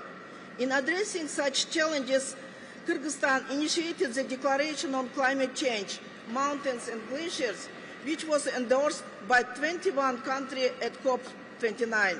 Today, at COP30, we warmly invite more nations to join to this declaration, reaffirming that the protection of mountains is a shared global cause. In this spirit, Kyrgyzstan calls for mountain ecosystem and vulnerability of mountain communities to be formally reflected in the COP30 agenda and in UNFCCC decisions which dedicated support for mountain adaptation and resilience. The Baku-Belém roadmap finally recognized mountains. Now we must give the recognition a home and a budget to provide access of mountain communities to climate financing. Kyrgyzstan offers to host a global mountain resilience center. The center will serve all mountain developing countries, preparing projects for the adaptation, loss and damage fund, and building carbon market readiness. In the fate of the mountain and the Amazon are inseparably linked. From the glaciers to the seas, one living system connects to all us. When snow the mountains disappears, rivers dry, forests burn, and oceans rise. Protecting one. Thank you for your statement. I see that Pakistan has asked for the floor. Pakistan, you have the floor. It's not what, So, thank you, Chair, President, Excellencies, distinguished delegates. At the outset, allow me to thank the government and the people of Brazil for their gracious hospitality and for hosting this defining COP in the heart of Amazon, a living reminder of our planet, beauty, bounty, and fragility. Mr. President, as we gather in Belém, we mark 10 years since the adoption of the Paris Agreement, a moment that transformed hope into a global pact of shared responsibility. 10 years on, the question before us is not one of commitment but of delivery. The Paris Agreement promised a balance between mitigation, adaptation, and means of implementation. Yet for many developing countries, including Pakistan, that balance remains unrealized. The first global stocktake has confirmed what science and experience already tells us. We need to raise the implementation ambition by ensuring availability of additional grant-based finance. Pakistan believes that the follow-up to the global stocktake must focus on equitable implementation, measurable resilience, and follow paragraph 87 of the UAE decision. As a global community, we need a moment to reflect today on the outcomes of Paris Agreement that we have achieved. We have been able to stop climate change or to mitigate its disastrous impacts. The answer is evident. We have faced catastrophic floods this year, impacting livelihoods and the hard-earned progress of our people. These floods were a reminder of the 2022 super floods that submerged a third of the country. Yet amid adversity, Pakistan has moved from assessment to action. We launched our National Adaptation Plan, Advanced Provincial Resilience Framework. We are integrating adaptation and mitigation within our climate investment frameworks, which link national planning with green finance mechanism and trying to increase resilience. While we are paying the price for a crisis we did not create, Pakistan is also proving itself to be a leader in climate change. Chair, we would like to highlight that finance is not an act of generosity but a fulcrum of implementation. Article 9.1 of the Paris Agreement is a legal obligation of developed countries. We call for a dedicated space to review it. The fund for responding to loss and damage was a victory in Egypt, Sharm el-Sheikh, but we still have promises not fulfilled. Adaptation is not a supplementary theme. It is lifetime and it must become equal to mitigation. Technology is the bridge between ambition and action, and the adequate emphasis needs to be placed on it. Just transition is not a slogan. We need to support the establishment of a dedicated Just Transition Technical Assistance Network to facilitate capacity building and policy coherence. Pakistan remains positively engaged in the negotiations to move the... Thank you for your statement. I see that Brazil has asked for the floor. Brazil, you have the floor. Thank you, Mr. Chair. Dear colleagues, Brazil is honored by the massive presence of delegations today. We welcome you all to Belém and would like to infuse in each and every one of you the spirit of companionship, of trust and of cooperation, but also one of urgency. For Brazil, it is urgent to uphold multilateralism, to prevent unilateralism from becoming the trend, and to generate momentum for accelerated climate action across all regions. For Brazil, adaptation is a key outcome. The time has come for adaptation to occupy the center of political attention. Many delegations have been saying that this is the adaptation COP. To make that a reality, we need a strong decision on the global goal on adaptation. These indicators will serve as a compass, guiding global progress and aligning ambition with real needs on the ground. We also expect tangible results on the Baku Adaptation Roadmap, which should focus on adaptation action and support. Brazil views COP30 as a decisive opportunity to advance the Just Transition Work Programme. This moment calls for moving beyond conceptual debates toward delivering tangible outcomes that enable countries to implement just transition pathways, ensuring that no one is left behind, particularly women, indigenous peoples, local communities, people of African descent, migrants, children, persons with disabilities, and all those in vulnerable situations. On the UAE dialogue, Brazil supports the adoption of modalities enabling a balanced and meaningful exchange to promote action informed by the outcomes of the first global stocktake. The dialogue should support GST implementation while avoiding duplicating on or encroaching upon existing process under the UNFCCC and its Paris Agreement. Colleagues, the circumstances show us the clear need for strengthening the regime. It must involve restoring our mutual trust and working together in good faith. It must involve real ambition and speedy action on the ground, both on adaptation and mitigation, and pave the way to make finance, technology and capacity building a reality. Thank you very much. I thank Brazil. I now give the microphone back to the presidency to invite one of the groups that had not spoken. Mr. President. Thank you. Thank you, Chair Subster. Dear delegates, let me now invite Honduras to speak for the Coalition of Rainforests. Honduras will speak from the Mozambique microphone. Honduras, you have the floor. Thank you, Mr. President. We wonder how could you have forgot the rainforest when we are in the middle of the Amazon in the party groups. But, Mr. President, Excellencies and distinguished delegates, Honduras has the honor to speak on behalf of the Coalition for Rainforest Nation. Let me begin by aligning our remarks with that made by the distinguished delegation of Iraq on behalf of the Group of 77 and China. Mr. President, we could not be more excited than be at the heart of the Amazon. We stress the forests are vital carbon sinks. They absorb and store vast amounts of CO2, making them essentials to achieving the Paris Agreement goal of balancing emissions and removals by the second half of this century. Preserving forest sink safeguards the Paris Agreement integrity. Without stable and resilient forest carbon sinks, the global goal of limiting temperature rise to 1.5 becomes untenable. Mr. President, our indigenous and forest-dependent community have been safeguarding and managing our forests for millennia. We must not allow additionalities definition that are appropriate for major emitters to unjustly annex forest removal in developing countries.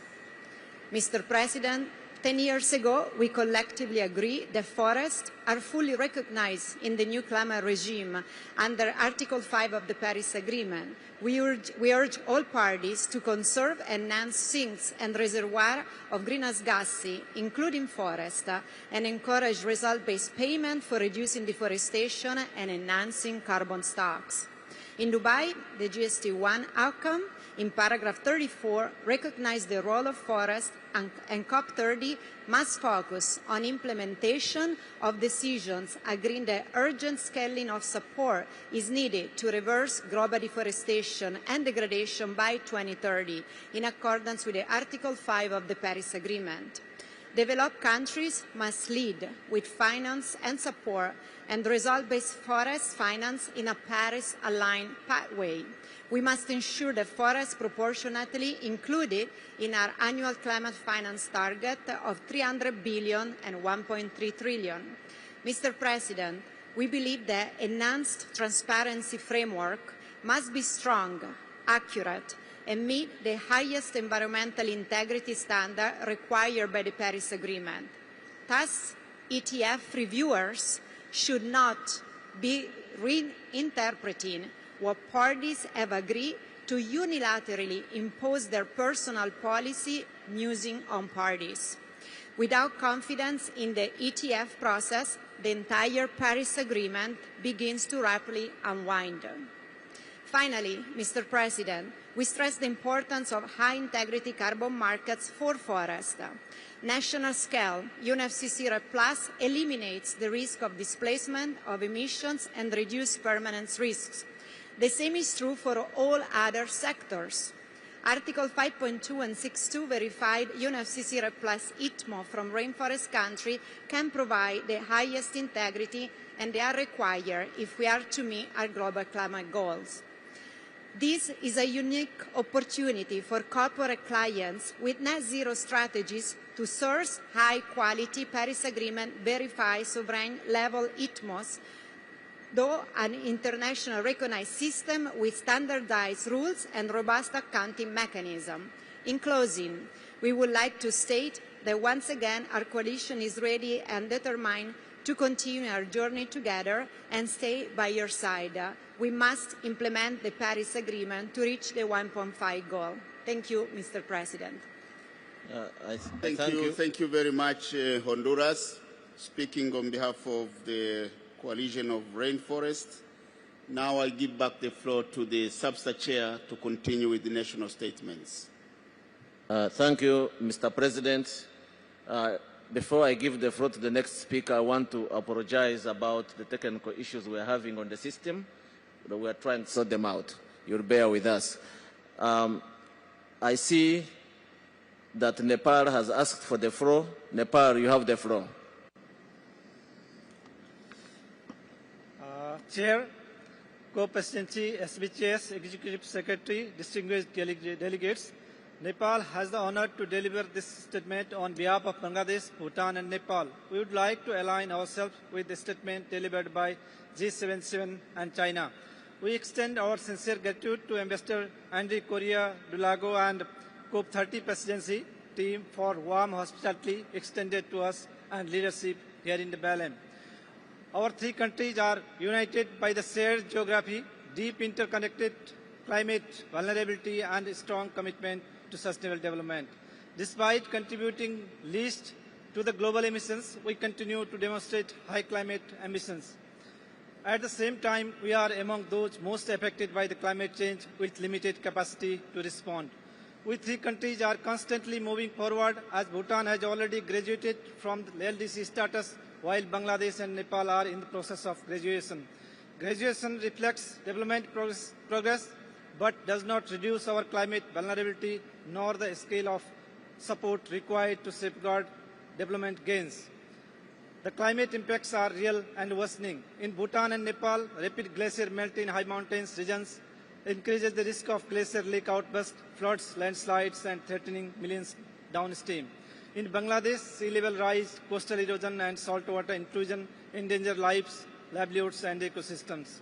These are interlinked climate impacts. Glacier melting upstream contribute to rising sea downstream, turning slow onset impact into severe climate extremes with cascading consequences.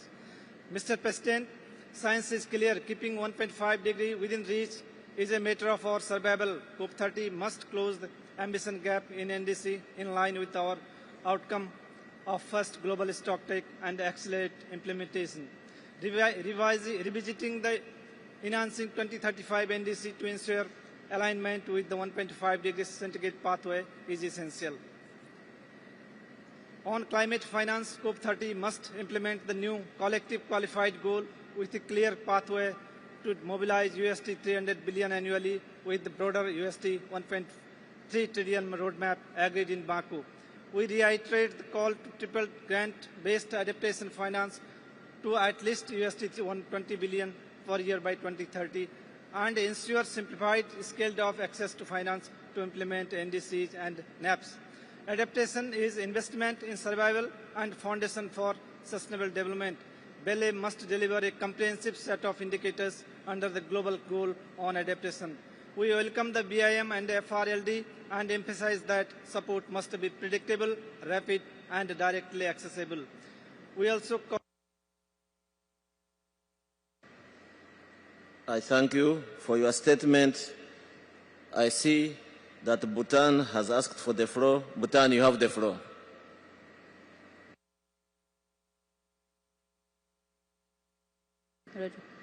Chair, COP Presidency, SB Chairs, Executive Secretary, distinguished delegates. Bhutan congratulates the COP Presidency on assumption of office to guide parties. Also, for the delegation of Bhutan, it's an honor and privilege to see Brazil's ambassador to Bhutan assume this important post. Bhutan aligns itself with the statement made by G77 and China and supports the joint statement made by Nepal on behalf of Bangladesh, Bhutan, and Nepal. The COP30 at the heart of the Amazon sends a powerful reminder of the urgency and ambition required for both mitigation and adaptation. Building on the outcomes of the first global stocktake, COP30 is a critical moment. It will be the first COP where countries are expected to respond to identified gaps by advancing more ambitious NDCs aligned with the 1.5-degree pathway. We must therefore deliver a collective, robust response that addresses the implementation gaps in NDCs. For a climate-vulnerable, landlocked, mountainous developing country such as Bhutan, we echo the sentiments shared earlier by Kyrgyzstan. 1.5 degrees Celsius is not a negotiating preference. It is a matter of survival for us. We cannot overemphasize the importance of enhanced ambition coupled with adequate, additional, and grant-based financing to support implementation in this critical decade. Bhutan underscores the importance of operationalizing the new collective quantified goal with a target of $300 billion. Within this, we highlight the urgent need to triple grant-based adaptation finance, ensuring accessibility and predictability for the most vulnerable. On loss and damage, the FRLD must respond to the needs of developing countries, in particular to those most vulnerable, in a timely and effective manner. Although Bhutan graduated from LDC status in December of 2023, we remain highly vulnerable. On GTA indicators, we call for a robust set of indicators supported by clear means of implementation and monitoring. Capacity building for data collection will be essential. The absence of data should not be a barrier to the inclusion of new indicators, especially those aligned with the adaptation targets agreed at COP28. Bhutan stands ready to work collectively with everyone towards a successful COP30 outcome. Thank you, Mr. President. Thank you for your statement. I see that Japan has asked for the floor. Japan, you have the floor.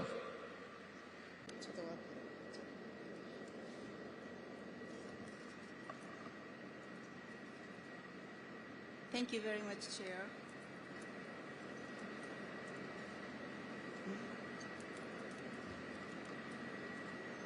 Sorry for this. Let me express our profound gratitude to the Presidency, the Secretariat, and all stakeholders for their efforts in organizing this COP30 in this beautiful city of Belém.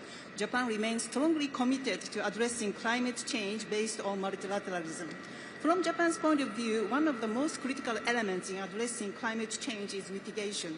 Under the Paris Agreement, achieving the 1.5 Celsius goal requires all countries, including major emitting economies, to pursue decarbonization.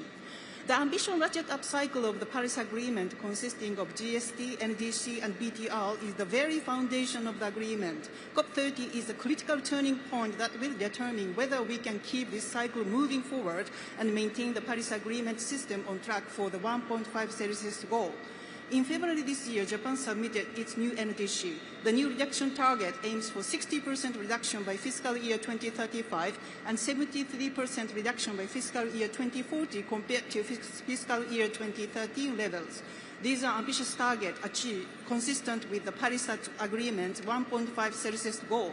In fact, Japan has already achieved approximately 27% reduction by fiscal year 2023, demonstrating steady progress.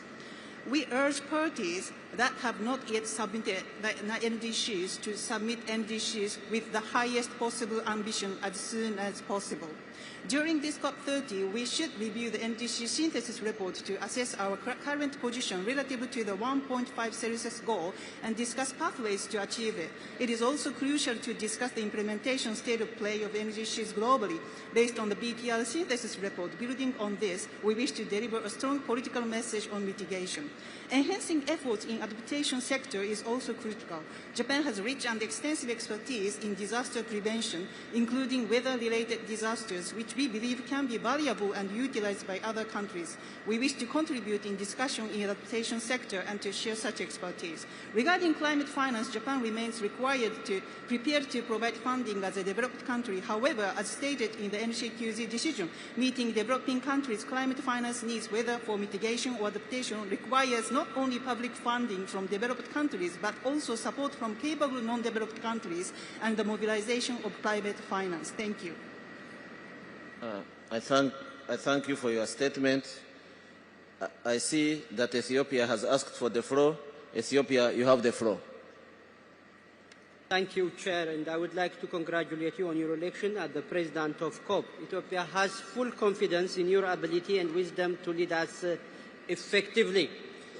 We would also like to align our statement with the statements delivered by G77 in China, the African Group, and LDCs. We do believe that the COP30 is an important moment to accelerate implementation. Mr. President, my delegation would like to express its profound gratitude and appreciation to the African Group for endorsing Ethiopia's bid to host COP32 in Addis Ababa. We are deeply grateful for the trust and confidence bestowed on Ethiopian people and government. We would like to reiterate our commitment to hosting the African COP in 2027. We look forward to welcoming all of you to Addis Ababa for the COP32. While reiterating our thanks to the African Group of negotiators under the able leadership of Tanzania for the support in endorsing our bid for hosting COP32, we take this opportunity to humbly request all other groups to join in supporting Ethiopia's bid to host COP32 in Addis Ababa, the diplomatic capital of Africa. The Ethiopian government is committed and ready to welcome you all. We are making initial preparations both on the technical and logistics fronts, drawing on our experience of hosting international forums, ensuring we leave no one behind and every voice will be fully represented through an inclusive process. And we would rely on parties towards successfully delivering an outcome that places our world on a better track on climate action. COP32 will play a major role in guiding climate action in this critical decade. In addition, we welcome all of you to contribute for the success of COP30 that we believe will lead for a successful COP32. I thank you very much, Mr. President. Thank you, Ethiopia. I now see that Burkina Faso has asked for the floor. Burkina Faso, you have the floor. Merci, Monsieur le Président de la COP. Distingués délégués, le Burkina Faso félicite la République d'Azerbaïdjan pour sa présidence de la COP 29 qui a tracé le chemin de l'espoir, de la vérité et de l'action vers Belém. Le Burkina Faso félicite également et s'engage à accompagner le Brésil pour son mandat à la présidence de la COP30 qui se tient au cœur de l'Amazonie. Merci au peuple hospitalier du Brésil pour toutes les commodités accordées à notre délégation.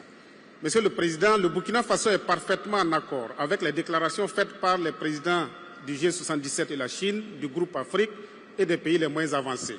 Le Burkina Faso a beaucoup d'attentes à cette 30e COP qui doit être une conférence de mise en œuvre des actions climatiques et non une conférence de discours et de belles paroles. Le Burkina Faso espère voir les résultats concrets en matière d'adaptation qui est sa préoccupation prioritaire. Des indicateurs de l'objectif global de l'adaptation clairement identifiés et définis et un soutien tangible pour la mise en œuvre des plans nationaux d'adaptation. Tout ceci ne peut se réaliser sans des circonstances spécifiques pour l'Afrique et les PMA afin de faciliter l'accès aux moyens de mise en œuvre que sont le renforcement des capacités, le développement et le transfert de technologies et bien entendu le financement climatique suffisant et accessible. Le Fonds d'adaptation, le Fonds vert pour le climat, le Fonds pour l'environnement mondial, tels que définis jusque-là, peinent à relever les défis de la mise en œuvre des actions climatiques. C'est pourquoi, convaincus que nos communautés subissent de lourdes pertes, en tant en vie qu'en matériel, chaque année, nous espérons que cette conférence des parties permettra de passer à la mise en œuvre du Fonds pour les pertes et préjudices avec des actions palpables et concrètes sur le terrain. Merci, Monsieur le Président. I thank you for your statement. I see Kenya has asked for the floor. Kenya, you have the floor.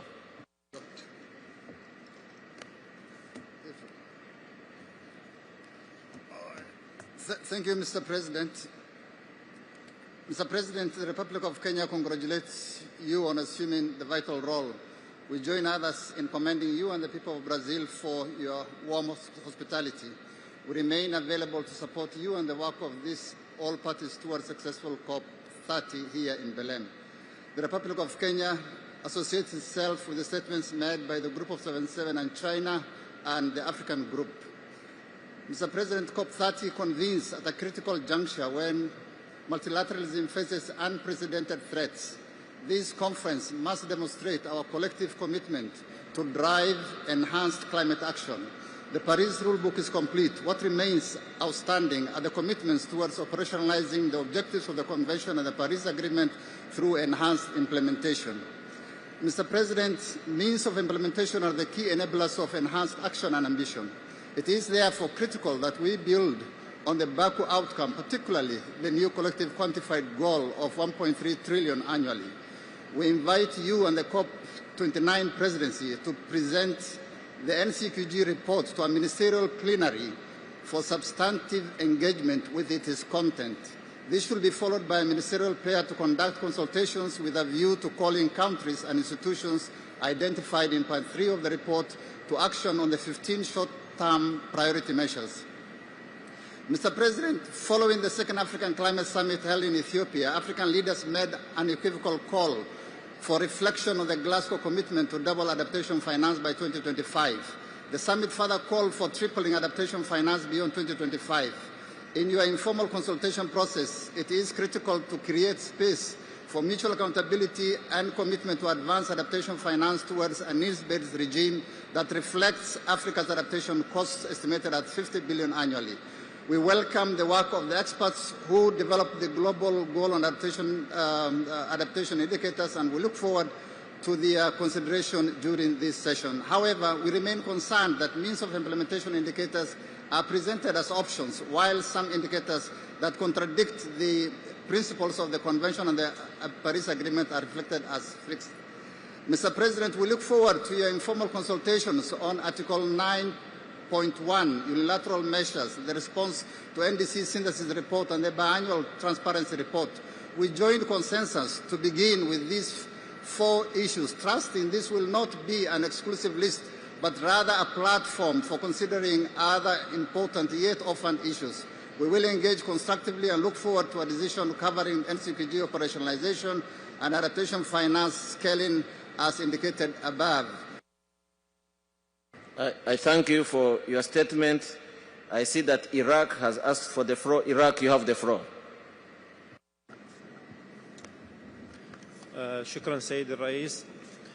السيد الرئيس، أصحاب المعالي والسعادة، الحضور الكرام، يشرفني أن أتحدث باسم جمهورية العراق في هذا المؤتمر، ونتقدم بجزيل الشكر والتقدير للبرازيل لتنظيم هذا المؤتمر المهم الذي يأتي في مرحلة مفصلية تتطلب منا جميعا تعزيز العمل المشترك لتنفيذ اتفاق باريس وتحقيق أهدافها بطريقة عادلة ومتوازنة. لا يزال العراق شأنه وشأن العديد من الدول النامية يواجه تحديات متزايدة نتيجة آثار التغيرات المناخية التي تمتد إلى موارده المائية والأمن الغذائي والصحة والبنية التحتية والتراث ومختلف مفاصل الحياة. ومع ذلك فإن العراق ملتزم بالمضي في مسار التحول نحو الاقتصاد المستدام ومنخفض الانبعاثات وبما ينسجم مع ظروفنا الوطنية وقدراتنا المتاحة.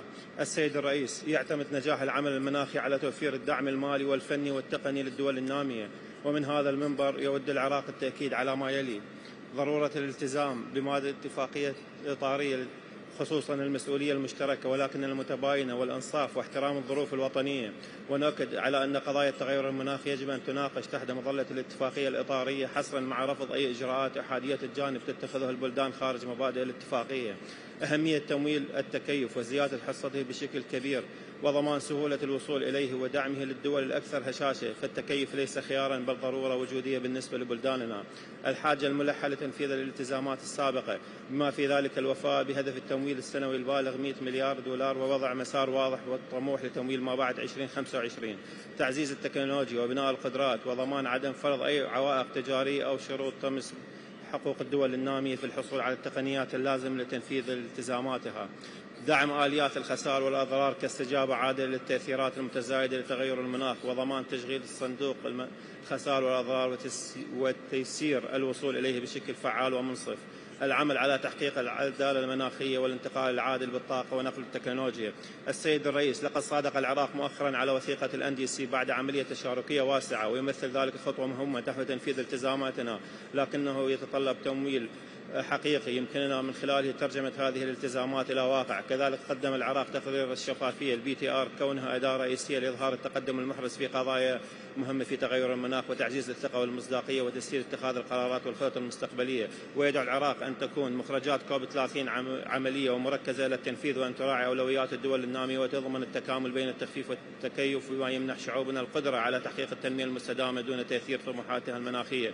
أخيرا، نؤكد أن مواجهة التغير المناخي ليس مسؤولية بيئية فحسب بل مسؤولية إنسانية وأخلاقية مشتركة، والعراق يقف اليوم معكم بروح التعاون والشراكة أملا أن تكون هذه القمة نحو نقطة تحول نحو مستقبل أكثر أمان.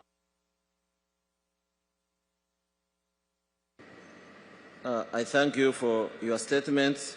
I see that Switzerland has asked for the floor. Switzerland, you have the floor. Thank you very much, Mr. Chair. At the outset, we align with the statement delivered by EIG and use this opportunity to inform our national capacity on new involvements on our financial contribution for climate actions. Mr. Chair, Switzerland would like to reiterate its commitment to the NCQG and to climate finance. Switzerland has and will continue to fulfill its financial obligation in accordance with Article 9 under the Paris Agreement. In 2024, Switzerland contributed approximately 771 million Swiss francs, which is the equivalent of $867 million for climate action in developing countries through public and mobilized private finance. Since adoption of the Paris Agreement, Switzerland provided 3.383 billion Swiss francs, approximately $4.3 billion. With this, we would like to underscore that we are committed to be amongst the countries taking the lead in reaching the goal of at least $300 billion per year and, as part of the global effort, work to scale up financing for developing countries for climate action to at least 1.2 trillion by 2035. We're looking forward to others joining us in this effort. Today, we would like to highlight the following new additional contributions. First, we will continue to provide significant amounts of our climate finance through multiple channels, like the World Bank. Switzerland is contributing 600 million Swiss francs to the 21st replenishment of the International Development Association of the World Bank, which has a target of climate financing of 45%. On adaptation, Switzerland pledges 17 million Swiss francs in total, including 15 million to the Global Facility for Disaster Reduction and Recovery. On loss and damage, Switzerland will make a new and additional contribution of 1 million Swiss francs to the Santiago network for the next years. This shows that we believe and are confident in the network's growing capacity to provide timely and demand-driven support. On mitigation, we will contribute 12 million Swiss francs. On forest, is pledging totally 15 million Swiss francs, including 5 million for the Amazon Fund. We stand to work together for ambitious climate action, and we look forward to others to joining us in this effort. Thank you. Thank you for your statement. I see Philippines has asked for the floor. Philippines, you have the floor. Thank you, Mr. Chair. Excellencies, colleagues, in the interest of time, I will deliver an abridged statement, the full version of which will be submitted in writing. While much shorter, my countrymen and I hope the statement captures in full the dire state of affairs we are in and the urgent need to collectively do better and do things, finally, of consequence. A decade after the Paris Agreement, we meet at a defining moment. The world is not on track to keep 1.5 alive, a red line for humanity that we are dangerously close to crossing. For the vulnerable, this is not about numbers. It is about futures lost and lives disrupted. The Philippines knows this reality. In just 1 week, 2 severe tropical cyclones struck, killing hundreds, destroying homes, and crippling livelihoods. These are not isolated events. They mirror a global pattern of destruction and loss. Clearly, the suffering must stop. The path to 1.5 remains open, but only through a bold, credible, and united response. COP30 must be the delivery COP, where ambition is matched by implementation and pledges become progress. The Philippines' call is clear. Deliver transformative finance. Adopt a new collective quantified goal that mobilizes at least 1.3 trillion annually by 2035 as grants and concessional finance, not debt. Operationalize the Loss and Damage Fund and the Santiago network swiftly and at scale. Advance adaptation through nature-based solutions and science-based indicators under the UAE framework for global climate resilience. Implement Article 6 transparently and equitably with parties in the lead. Prioritize a just transition that empowers women and girls, workers, children, youth, older persons, indigenous peoples, and local communities, as well as protects and sustains livelihoods and enterprises. Finally, transparency frameworks that not only recognize progress, but also identify and address challenges we resolve. Support the new Gender Action Plan to guide an equitable shift from fossil fuels. The Philippines remains firm in its nationally driven climate action, anchored on fairness, equity, and common but differentiated responsibilities. We believe effective multilateralism is not merely a process, but a value choice, our only path to address this existential crisis that knows no borders. As a party to the UNFCCC and the ASEAN Chair for 2026, the Philippines stands ready to work with all nations, guided by solidarity, by science, and by shared resilience. In our work, let's be reminded delay is not diplomacy, inaction is not neutrality. Let COP30 be remembered not for words on paper, but for results that finally serve our peoples and our planet. Thank you. Thank you for your statement. I see that Iran has asked for the floor. Iran, you have the floor. Thank you, Mr. President. At the outset, Islamic Republic of Iran expresses its sincere appreciation to the government and people of Brazil for hosting COP30 and the UNFCCC Secretariat for organizing this important meeting. Iran aligns itself with the statement delivered on behalf of the Group of 77 and China, as well as the like-minded developing countries LMDC Group and the Arab Group. This conference convenes at a time when climate impacts are accelerating and placing unprecedented pressure on vulnerable regions. For Iran, located in one of the world's most climate-sensitive and arid regions, the challenges of prolonged drought, desertification, water scarcity, dust storms, and extreme temperatures pose significant threats to our people, ecosystems, and sustainable development. Addressing adaptation needs and ensuring adequate, predictable, and accessible climate finance for developing countries remains one of our highest priorities. However, progress in these areas is severely hindered by unilateral coercive measures. These measures obstruct access to climate finance, technology transfer, and international cooperation, elements essential for implementing effective climate actions. Such restrictions run counter to foundational principle of equity and common but differentiated responsibilities and respective capabilities, CBDR-RC. In this context, Iran appreciates the COP30 presidency consultation with parties on the proposed new agendas, and we emphasize the importance of fully and urgently recognizing and addressing the concerns of countries affected by UCMs and implementing the obligations of developing countries to provide financial support to address the developing country parties' needs and propose agendas in this regard. Ensuring that the agenda reflects these challenges is vital for enabling all parties to engage meaningfully and equitably in global climate efforts. Climate action must not be accompanied by politically motivated restrictions outside the UNFCCC mandate. The Islamic Republic of Iran reaffirms its readiness to work constructively with all parties toward a balanced, inclusive, and successful outcome at COP30. We stand prepared to cooperate across all pillars of climate actions, adaptation, mitigation, technology transfer, and capacity building within a fair and multilateral framework that strengthens trust and supports developing countries. Thank you. I thank you for your statement. I see that the state of Palestine has asked for the floor. Palestine, you have the floor. Thank you. شكرا سيد الرئيس. في البداية أود أن أشكر حكومة وشعب البرازيل على حسن الضيافة والاستقبال.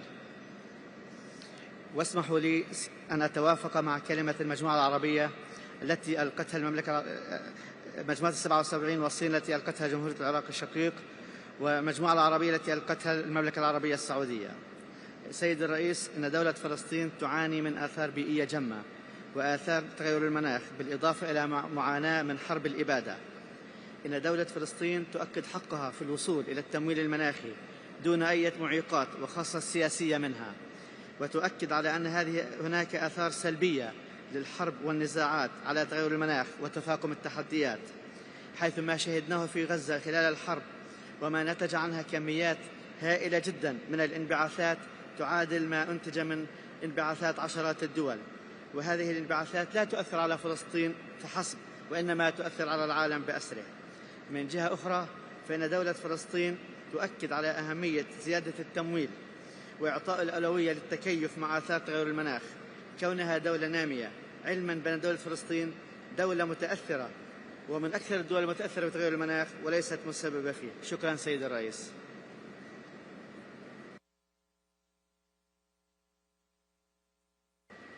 I thank you for your statement. I see Colombia has asked for the floor. Colombia, you have the floor.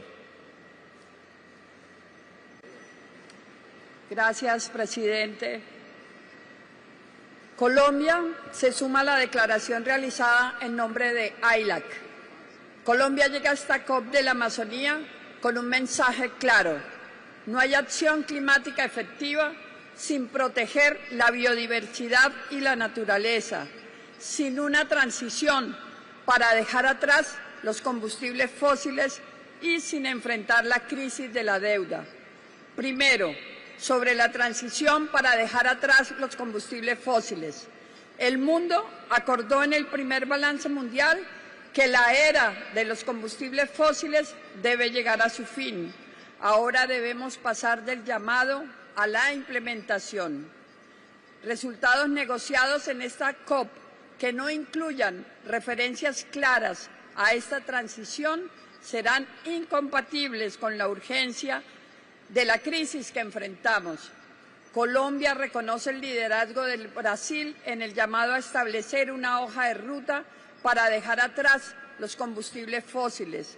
Como esfuerzo complementario, Colombia será sede de la primera conferencia internacional sobre la transición para dejar atrás los combustibles fósiles, un esfuerzo que no se adscribe a ninguna iniciativa legal existente.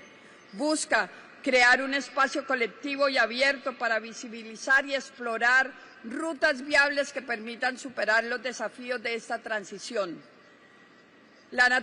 En segundo lugar, sobre las sinergias entre clima y naturaleza. La naturaleza es necesaria para cumplir con los objetivos climáticos.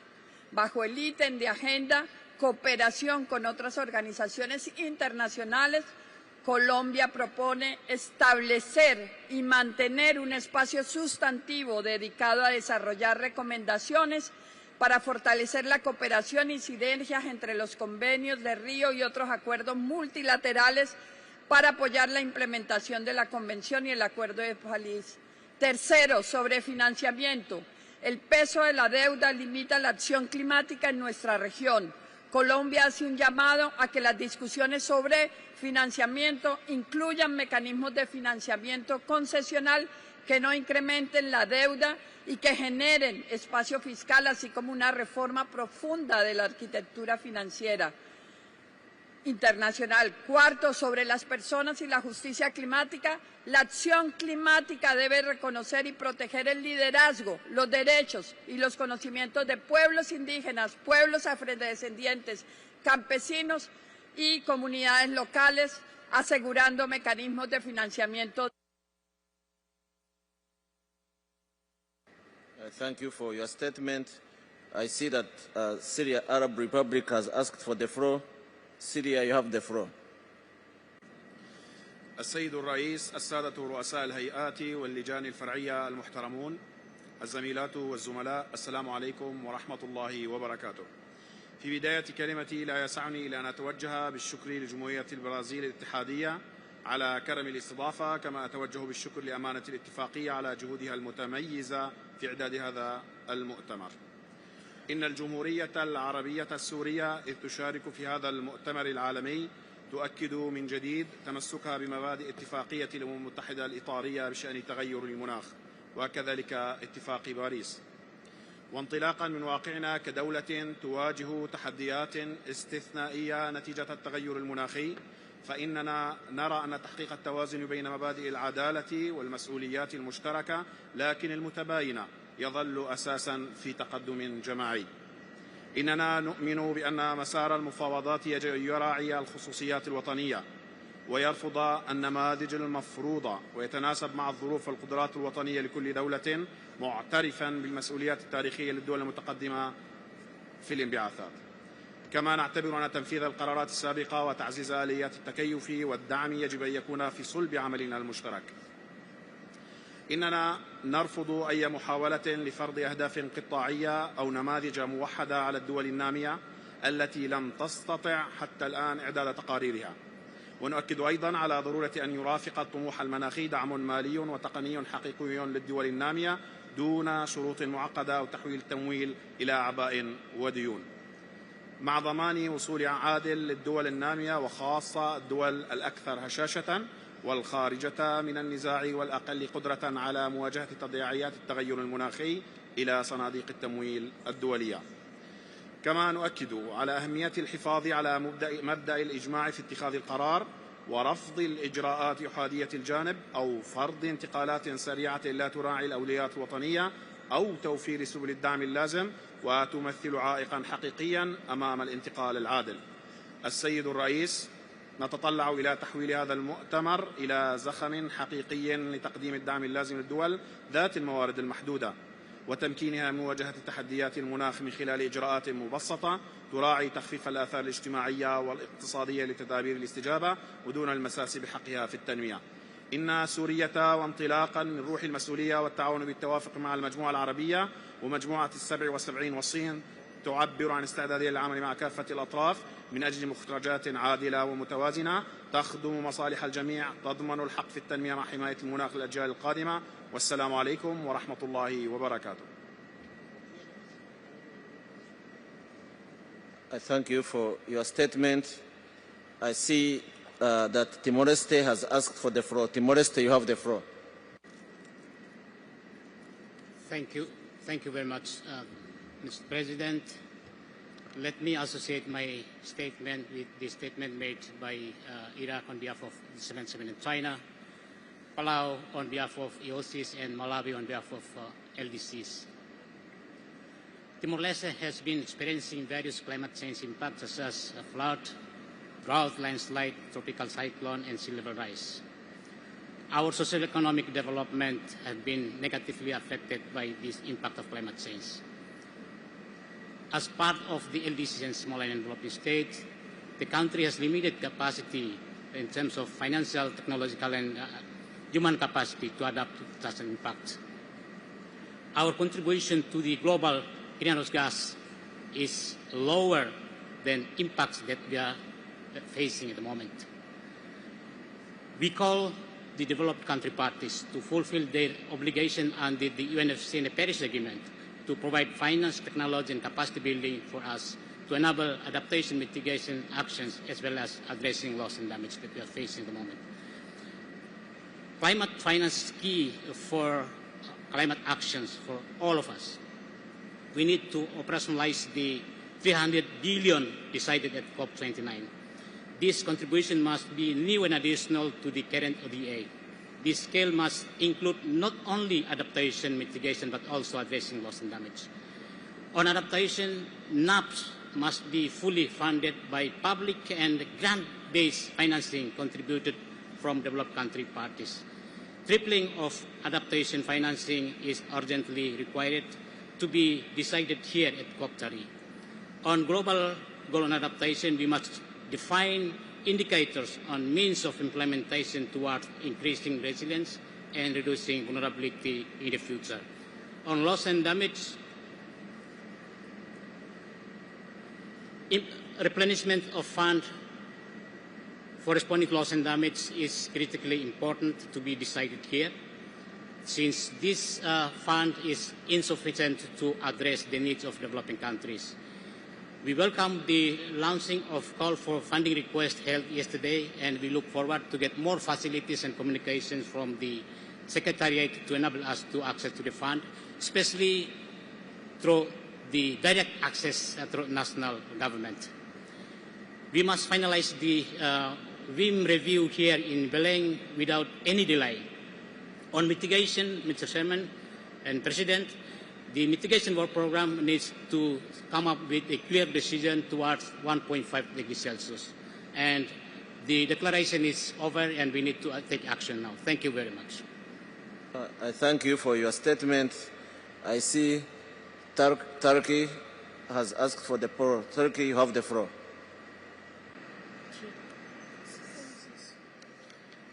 Değerli Başkan, çok kıymetli katılımcılar, öncelikle Brezilya hükümetine ve milletine ev sahipliğinden dolayı teşekkür ediyorum.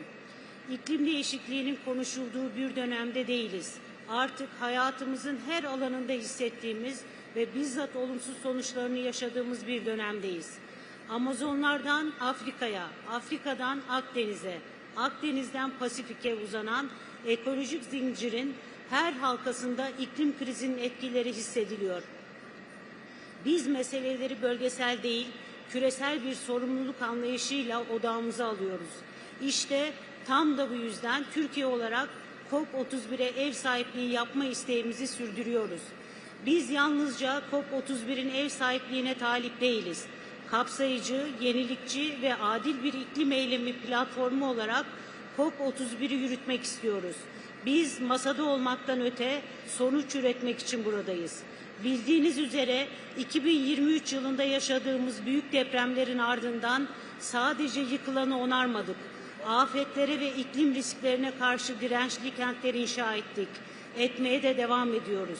Her zorluğa daha çevreci ve iklim dostu şehirlere dönüşüm için bir araç olarak görüyoruz. Bu vizyon bugünkü tartışmalara da yön verebilecek bir inançtır.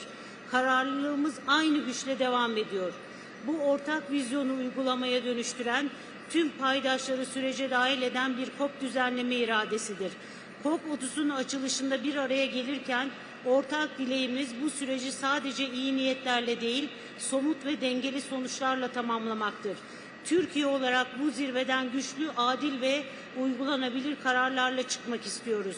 Dünyanın dört bir yanında artan iklim etkileri bize bir gerçeği hatırlatıyor. Artık hedefler değil, uygulama konuşulmalı diyoruz. İklim finansmanı, teknoloji paylaşımı ve kapasite geliştirme mekanizmalarının güçlendirilmesi, iklim eyleminin uygulanması ve Paris Anlaşması'nın hedefine ulaşmasında oldukça önemli uygulama araçlarıdır. Gelin bu süreci birlikte sahiplenelim ve COP30'u sadece toplantı değil, gerçek bir dönüm noktası haline getirelim.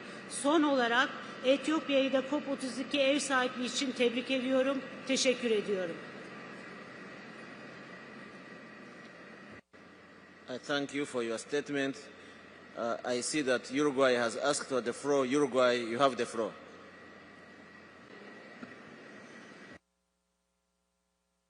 Thank you, Chair. Muchas gracias. Uruguay se alinea a las intervenciones realizadas por el G77 más China y Grupo Sur. Uruguay agradece el trabajo de la Presidencia y de todas las partes para conducir este proceso con equilibrio y transparencia. Nos presentamos como un país que ha demostrado una ambición climática estructural con una matriz eléctrica compuesta en un 97% por fuentes renovables y una de las transiciones energéticas más profundas del mundo, pero también como un país altamente vulnerable a los impactos del cambio climático. Sequías prolongadas, eventos extremos, pérdida de biodiversidad afectan nuestra economía, nuestras comunidades y nuestros ecosistemas. Por eso, para Uruguay, la adaptación no es una opción, es una necesidad existencial. En este sentido, consideramos que uno de los principales resultados de esta COP debe ser sobre el marco de Emiratos Árabes Unidos sobre resiliencia climática global relativo al Objetivo Mundial de Adaptación, GGA, mediante la adopción de los indicadores y el trabajo adicional para garantizar su implementación rápida y efectiva. Necesitamos un marco técnico y político robusto con un número manejable de indicadores globales que permitan evaluar el progreso colectivo de manera objetiva, sin perder de vista las circunstancias nacionales. Estos indicadores deben reflejar no solo los resultados en resiliencia y reducción de vulnerabilidades, sino también los medios de implementación, porque la adaptación sin apoyo es limitada. Uruguay subraya la importancia de que el marco final de GGA integre los conocimientos científicos, locales e indígenas, género, derechos humanos y que se oriente hacia el fortalecimiento institucional, la planificación territorial y la inclusión social. Solo así la adaptación dejará de ser un concepto aspiracional y se convertirá en un proceso medible, evaluable y financiado. En materia de transición justa, Uruguay apoya un resultado que consolide un enfoque integral y permanente, capaz de articular las dimensiones social, laboral y territorial de la acción climática con enfoques de derechos humanos, género y generaciones. La transición debe garantizar protección social, trabajo decente, equidad en el acceso a las oportunidades y participación de los actores sociales y territoriales.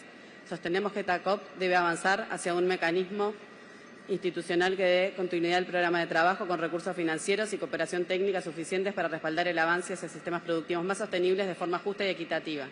En cuanto a financiamiento climático, Uruguay reitera que la provisión de financiamiento público, concesional y previsible sigue siendo una obligación central bajo el artículo 9.1 del Acuerdo de París.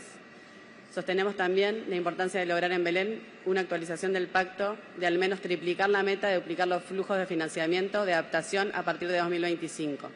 Uruguay reafirma que cumplir los compromisos asumidos es la base sobre la cual se construye la confianza multilateral.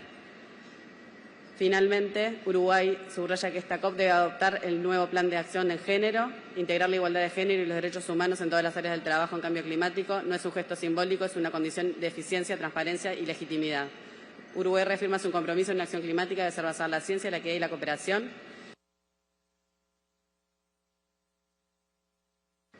I thank you for your statement. I see that China has asked for the floor. China, you have the floor. 谢谢主席。中国代表团感谢巴西政府和人民为本次会议成功召开所做的贡献。中国代表团也支持伊拉克代表77国集团以及印度代表 BASIC 和 IMDC 所做的发言。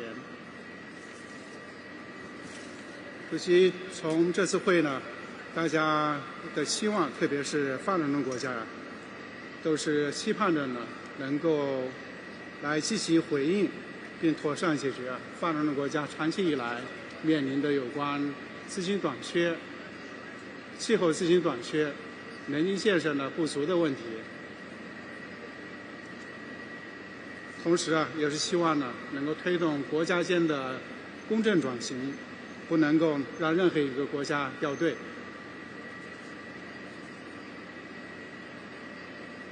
同时也解决发展中国家目前面临的有关单边措施、贸易保护主义的这些新的问题。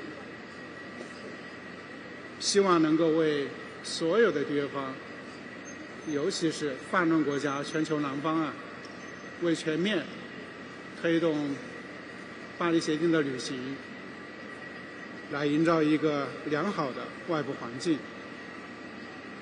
中国代表团呢将落实好习近平主席提出的全球治理倡议，特别是在2次气候峰会上所做的重要发言，来与各方一道，展现出积极建设性，全力支持大会主席国和工业秘书处按照公开透明、广泛参与、缔约方驱动、协商一致的要求，来推动贝伦大会取得成功。谢谢主席。Thank you for your statement. I will now invite oral reports from UN and other intergovernmental organizations. Please keep your interventions to 2 minutes. I would like to invite Abdallah Moskit from the Secretariat of the Intergovernmental Panel on Climate Change, IPCC, to provide a statement. You have the floor. Thank you very much. Dear Chair, first of all, IPCC want to thank Brazil and the city of Belém, and also UNFCCC for the invitation and hosting this COP. Mr. President, I want to intervene for 3 points. The first one is related to steady progress IPCC has achieved. Second, the new improvement in our activity in IPCC with 7th cycle. And the third is about the vital necessity for new contribution, financial contribution, scientific contribution to ensure the sustainability of the activity of IPCC.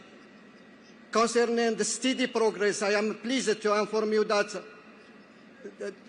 the 7th cycle started well, and we informed that all the reports have been fully scoped and they are in good stages in progress. And the entire scientific content of the report has been agreed upon by the panel.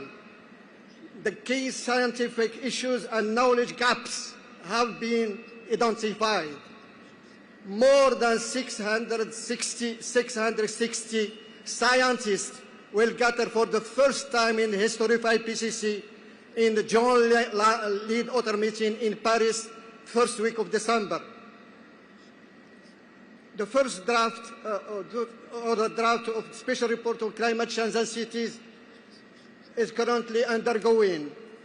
The methodology report on short-lived climate forecaster concluded its second lead author meeting, and also with the agreed scope of methodology report on carbon dioxide removal technology, carbon capture, utilization and storage will now be seeking nomination voters. I thank you for your statement. I now invite a statement from Collaborative Partnership on Forests, CPF. Statement by Collaborative Partnership on All Forests will be delivered by FAO as the chair, represented by Amy Duchel. You have the floor. Thank you, Mr. Chair, Excellencies, distinguished delegates, ladies and gentlemen. This statement is delivered on behalf of the Collaborative Partnership on Forests and its 16 member organizations. Forests have multi-functions and provide solutions to many global challenges, including climate change, environmental degradation, biodiversity loss, food insecurity, and poverty. As emphasized in the first global stocktake of the Paris Agreement, greater efforts must be made to halt and reverse deforestation and forest degradation by 2030 and increase forest area worldwide if we are to achieve the 2030 global forest-related goals and targets. The good news is that deforestation rate declined in all regions in the most recent decade, as shown by the Global Forest Resources Assessment 2025, just released by FAO on 21st of October. But at 10.9 million hectares of forests lost per year, including an estimated 1.61 million hectares of irreplaceable primary forests, the rate is still far too high. Wildfires, pests, disease, and extreme weather are also damaging about 170 million hectares of forests annually. Bold, urgent, and innovative actions are needed to prevent forests from turning from carbon sinks into sources of emissions. This would also protect the various environmental and economic benefits, including jobs, that forests offer.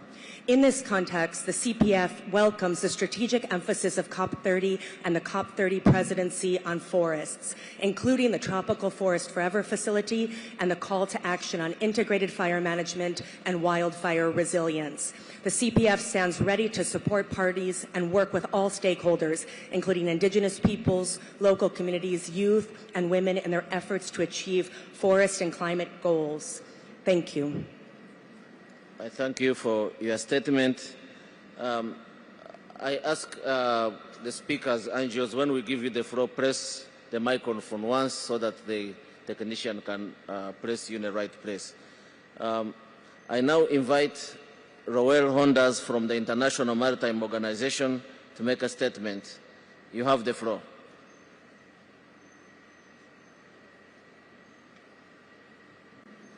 Chair, let me firstly congratulate the Brazilian presidency and the entire UNFCCC Secretariat for the successful organization of this COP. In 2023, IMO member states unanimously adopted IMO strategy on the reduction of greenhouse gas emissions from ships, shaping international cooperation to decarbonize shipping and laying out a pathway towards net zero emissions to be achieved by or around 2050. Since the adoption of the 2023 strategy, IMO member states have been actively assessing and developing the regulatory measures required to implement the greenhouse gas emission reduction targets set in the IMO climate strategy. In April of this year, IMO's main environmental organ, the Marine Environment Protection Committee, finalized and approved the IMO Net Zero Framework, a set of new regulations comprising of a technical element, namely a global marine fuel standard, regulating the phased reduction of a marine fuel's greenhouse gas intensity and an emission pricing mechanism. The text of these draft amendments to IMO's main instrument, MARP 1X6, were circulated with a view to adoption at a session held in October 2025. In considering the draft amendments, the second session of the MEPC agreed to adjourn the session for a period of 1 year. This adjournment will enable further efforts to forge broader consensus around IMO's net set of regulations and reconciling remaining differences and respond to the concerns of member states, including any necessary adjustments to supporting measures. President, IMO enhances technical cooperation and capacity building initiatives dedicated to climate action in the shipping sector, and we do that with a view to leaving nobody behind in the transition of shipping. Thank you very much. I thank you for your statement. I now invite Jane Hupe from International Civil Aviation Organization, ICAO, to provide a statement. You have the floor. Thank you, Mr. Chair. ICAO's Triennial Assembly was held last month with record attendance of 192 out of our 193 member states and concluded with stronger signal yet of commitment and unity on ICAO's leadership for international aviation. This overwhelming support stems from decades of hard and continuous technical work culminating on ICAO's robust global regulatory framework and databases that underpins the 3 ICAO Global Collective Goals for international aviation. The Assembly praised the concrete results from the ICAO capacity building programs such as ACT-SAF and ACT-CORSIA, and on financing with the creation of the Finvest Hub and the launching of the ICAO Arena platform, providing aviation clean energy projects direct access to 14 financial institutions. The message from the Assembly was clear. Despite very good results, action needed to be accelerated for the sectors to reach its goals. CORSIA has been operational for 7 years, and it's on track, with 130 volunteer states participating. The ICAO Council recently approved additional programs ensuring the availability and integrity of CORSIA-eligible units. ICAO calls on governments to issue letters of authorization to facilitate access to CORSIA-eligible emission units by airport operators. On ICAO objective to reduce 5% of international aviation emissions by 2030 by the acceleration of the deployment and use of aviation cleaner energy, substantial progress is being made, as reflected in the ICAO Cleaner Energy Tracker tools. We are steadily advancing approval and sustainability certification of new feedstocks and conversion processes under CORSIA. Under the ACT-SAF, 11 feasibility studies supporting SAF production in developing states have been completed. We target 50 by 2028. Following the LTAG adoption at the last Assembly, the methodology to track progress towards net zero was developed and approved. Mr. Chair, I thank you. I now would like to invite Kelsey Gray from Committee on Earth Observation Satellites, speaking on behalf of the committee and on behalf of the Coordination Group for Meteorological Satellites. You have the floor. Thank you, Chair, and good afternoon, everyone. I would like to give a warm thanks to the subsidiary body for scientific and technological advice for hosting us today, and it's a distinct pleasure to be here with you all. The Commonwealth of Australia, on behalf of the Committee on Earth Observation Satellites and the Coordination Group for Meteorological Satellites, and as the new Chair of CEOS, is pleased to provide this annual report to ZUBSTA. CEOS and CGMS, comprising 69 members, coordinate civilian satellite observations to provide an accurate, transparent and accessible view of the Earth system. These satellite observations play a crucial role in advancing our understanding of Earth's energy balance, forests and agricultural change, ice loss, sea level rise and greenhouse gas concentrations. This year, as we mark the International Year of Glaciers Preservation, satellite and in situ observations reveal that glaciers have lost more than 9,000 gigatons of water since 1976, nearly half in just the past decade. Meanwhile, over 30 years of satellite altimetry show a global mean sea level rise of about 10 centimetres since 1993. CEOS and CGMS are implementing strategies to make Earth observation data more accessible and tailored for policymakers, supporting climate agreement assessments and providing the data needed by this conference, participants and wider society. Continued international collaboration and investment are essential to deepen understanding, improve decision-making and strengthen responses to our planet's growing environmental challenges. Thank you. I thank you. I will now invite Albert Fischer to make statements on behalf of 3 organizations, but this is how it will happen. You will speak 3 times, and each time will be 2 minutes. We will cut you off and you come back again 3 times because the system is designed that way. And these organizations are the World Meteorological Organization, Global Climate Observing System, World Climate Research Program. Albert, you have the floor. Thank you very much, Chair. The World Meteorological Organization, along with its co-sponsored bodies, the IPCC, GCOS, and the WCRP, continues to contribute climate observations and scientific information to support parties. The WMO Greenhouse Gas Bulletin reported that the concentration of carbon dioxide in 2024 was 53% above pre-industrial levels at 423.9 parts per million. The jump from 2023 to 2024, 3.5 parts per million, was the largest recorded increase since modern measurements started in 1957. The WMO State of Climate Update issued last week indicates that January to August 2025 has been 1.42 degrees Celsius above the pre-industrial average. This makes it clear that it will be virtually impossible to limit global warming to 1.5 degrees Celsius in the next few years without temporarily overshooting this target.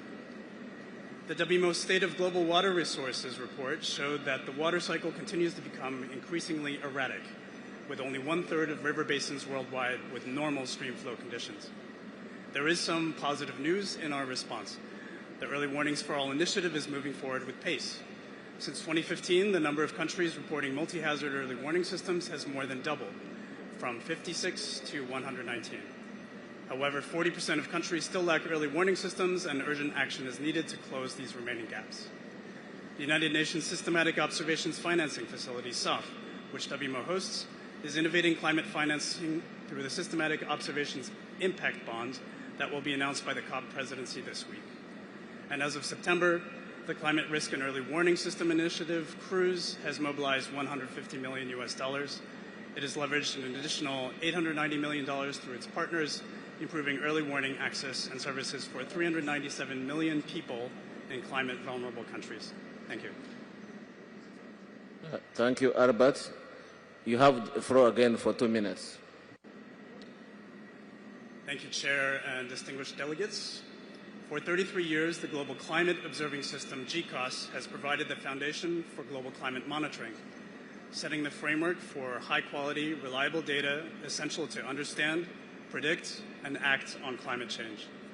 GCOS works across all domains of the Earth system: atmosphere, ocean, land, hydrology, and cryosphere, coordinating the observation of essential climate variables that support the aims of this convention and the Paris Agreement. Today, we must sound the alarm. The continuity of systematic observations is under growing threat, from declining in-situ networks, uncertain follow-on satellite missions, to barriers to data access, including historical data.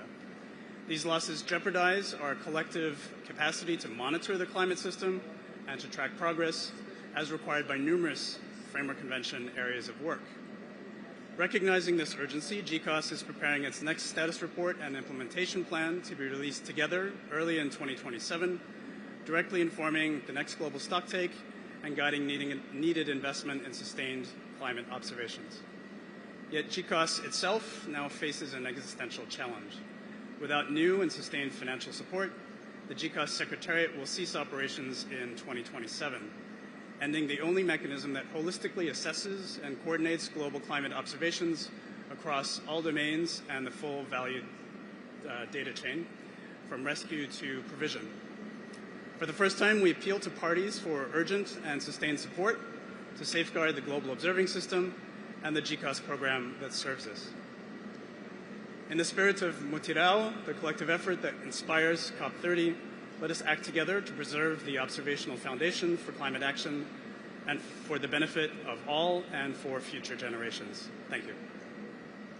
Thank you, Albert. You have the 2 final minutes.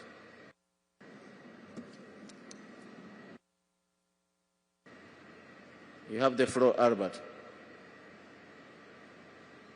Thank you, Mr. Chairman. I'm reading the statement on behalf of the World Climate Research Program. It is the primary international body with a focus on generating climate knowledge and as such makes fundamental contributions to humankind's ability to understand and predict climate change. WCRP is working on an authoritative assessment that will systematically assess our understanding of threshold breaching, irreversibility, and tipping points in the Earth's climate system, including the Amazon. The paper will also provide key recommendations for how Earth system models can be improved to better understand these processes and identify potential early warnings. WCRP has started a series of status briefs to translate the latest climate science into actionable insights for policymakers. Each brief summarizes cutting-edge research, highlights risks and opportunities, and supports evidence-based climate decision-making.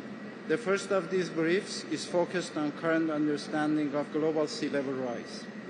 The preparation of WCRP's coupled model intercomparison project, next phase, CMIP7, is proceeding as input to new climate insights that will subsequently be assessed by the Intergovernmental Panel on Climate Change.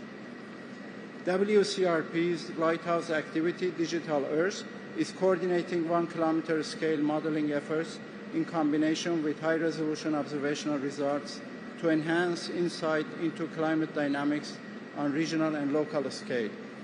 WCRP's Academy, with a support unit hosted by the Manila Observatory in the Philippines, is the research, training, advisory, and coordination arm of WCRP's capacity building activities. I thank you for your assessment. I will now hand over to the SBI Chair to introduce statements from NGO observers. Julia, you have the floor. Thank you very much, Adonia. I now open the floor for statements from the observer organisations. Please limit your statements to 2 minutes. When a constituency has 2 speakers, the time will be shared between them. I give the floor to the Indigenous Peoples organisations. You have the floor. Kahuti. We celebrate this first COP held in the Amazon. However, the lack of commitment and ambition from parties has brought us to irreversible tipping points. The presidency calls it the COP of implementation, yet we are still experiencing colonization in our territories with the expansion of fossil fuels, including in the Amazon, mining for transition minerals, carbon trading, the agribusiness industry, nuclear energy and uranium extraction, geoengineering, and large-scale renewable energy infrastructure. This perpetuates conflict, displacement, destruction, and contamination of our sacred place, as well as a persecution, criminalization, and murder of our relatives. Well, we demand that all climate action must be carried out with full respect for the rights of indigenous peoples, including our right to self-determination, free, prior, and informed consent, and the protection of lands, waters, and territories. We, therefore, make the following recommendations. The Just Transition Work Program must uphold international human rights standards, including UNDRIP, explicitly protect indigenous people in voluntary isolation and initial contact, and redress the impact of the extractive model, ensure direct, flexible, and culturally appropriate access to all forms of climate financing, considering our own financial mechanisms, and acknowledge indigenous women, youth, and persons with disabilities, contributions to climate action, and ensure their meaningful participation. Ensure full and effective representation and participation in all decision-making process, legal security of our territories, governance structures, and knowledge systems, especially in the SCOP, in NDCs, and NAPs. This is an indigenous COP, and we are distinct right holders and protectors.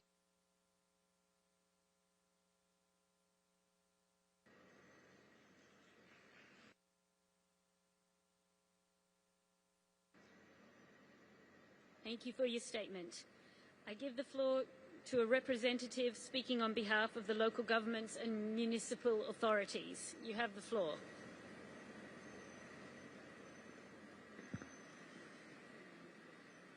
Mr. President, distinguished delegates, my name is Rafael Fonteles, Governor of the State of Piauí in Brazil. Piauí is one of the pioneer states in the northeast region of Brazil that has completed its climate action plan. I am delivering this statement in my capacity as the President of Consortium Nordeste on behalf of the LGMA constituents, including under True Coalition. I would also like to thank CICLEI for its support. Global community welcomes the multilateral spirit of COP30 presidents and has come to Belém with a unit voice. Last week in Rio, thousands of mayors and governors announced what they can offer as solutions to national leaders. These include good practice for multi-level collaboration in national climate plans, accelerating mitigation and adaptation actions through localized finance and deepening partnerships. The LGMA position translates these solutions into COP30 negotiation documents. And cities and regions hub will be the space where we will exchange and advance. All these efforts converge for one concrete goal. COP30 in Belém must lay the foundation of a strong legacy for multi-level and urban collaboration in the new era of climate action. This Belém legacy will enable to UNFCCC community to welcome IPCC special report in seats in 2027. This Belém legacy will ensure a holistic integrated work program under the UNFCCC by the start of second global stocktake in 2028. At COP30 in Belém, towns, cities, and states of the world are ready to help nations turn this new page. Thank you. Thank you for your statement. I give the floor to a representative speaking on behalf of the research and independent non-governmental organisations. You have the floor. Thank you, Chair, for the opportunity to address this plenary on behalf of Ringo. My name is Pam Pearson, Director of the International Cries for Climate Initiative.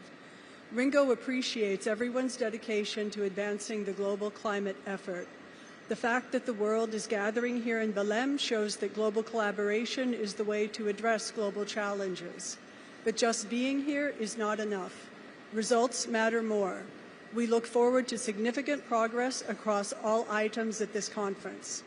These proceedings must continue enhancing the conditions for implementation of the Paris Agreement, in particular the NDCs, the global stocktake, adaptation, finance, and Article 6.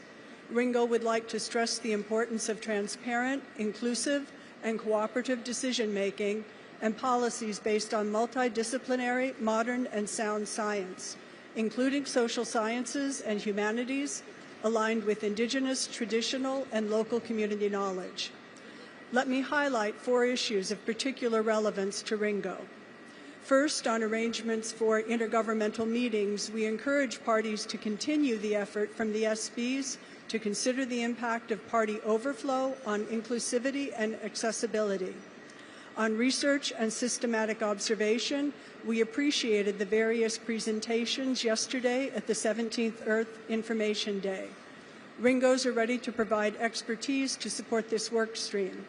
On the global stocktake, we expect parties to enhance the flow of research and scientific information. As Ringos, we have knowledge and insights readily available to ground this process in sound science. On Article 6, Ringos salute the rapid development of stringent rules for the Paris Agreement crediting mechanism.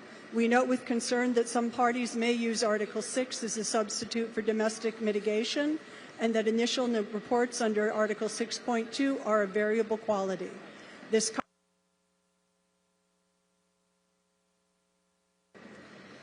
Thank you for your statement. I give the floor to a representative speaking on behalf of trade unions, non-governmental organisations. You have the floor.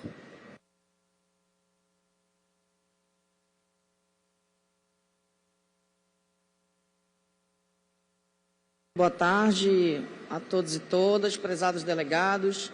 Eu sou Rosalina Amorim, sou secretária de Meio Ambiente da CUT Brasil, falo em nome do Movimento Sindical Global, em nome de todos os trabalhadores. Dou-lhes as boas-vindas ao meu país e à minha terra. Aqui na Amazônia, estamos sendo duramente atingidos pelos impactos das mudanças climáticas. O calor crescente está matando pessoas. O desmatamento e a poluição estão destruindo nosso modo de vida, colocando em risco nossa sobrevivência, e o movimento sindical global vem a Belém com a esperança nos olhos e no coração. Esta COP, realizada no coração da Amazônia, precisa levar as pessoas a sério. Estamos pedindo que esta seja a COP da transição justa, uma transição justa que coloque os direitos humanos e trabalhadores no centro do debate sobre políticas climáticas. Proteger e promover direitos trabalhistas, como o diálogo social e a negociação coletiva, a proteção social, a saúde e segurança no trabalho. É o que vai conquistar a confiança dos trabalhadores e trabalhadoras e fortalecer a implementação das políticas climáticas. As trabalhadoras e os trabalhadores do mundo demandam uma decisão urgente de vocês pela criação do Mecanismo da Ação de Belém para a Transição Justa, o BAM. E, por fim, queridos e queridas delegadas, a ação climática também significa, por fim, a violência, as guerras, aos conflitos e a repressão em todos os lugares. Parem com a violência e a fome contra civis. Não há justiça climática sem direitos humanos. Sejam muito bem-vindos a Belém.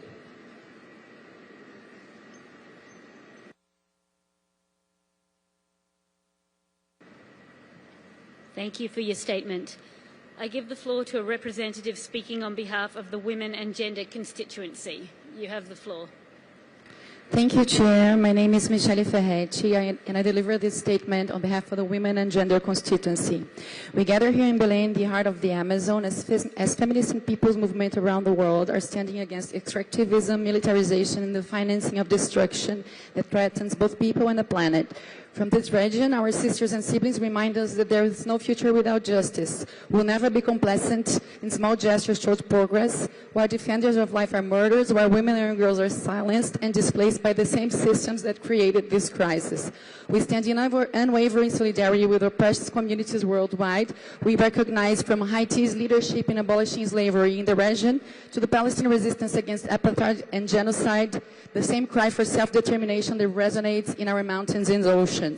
We bring the voices of those defending rivers and forests, of the women who feed their communities with ancestral feeds, of the youth and indigenous leaders, people of African descent, demanding that our bodies and territories are not for sale.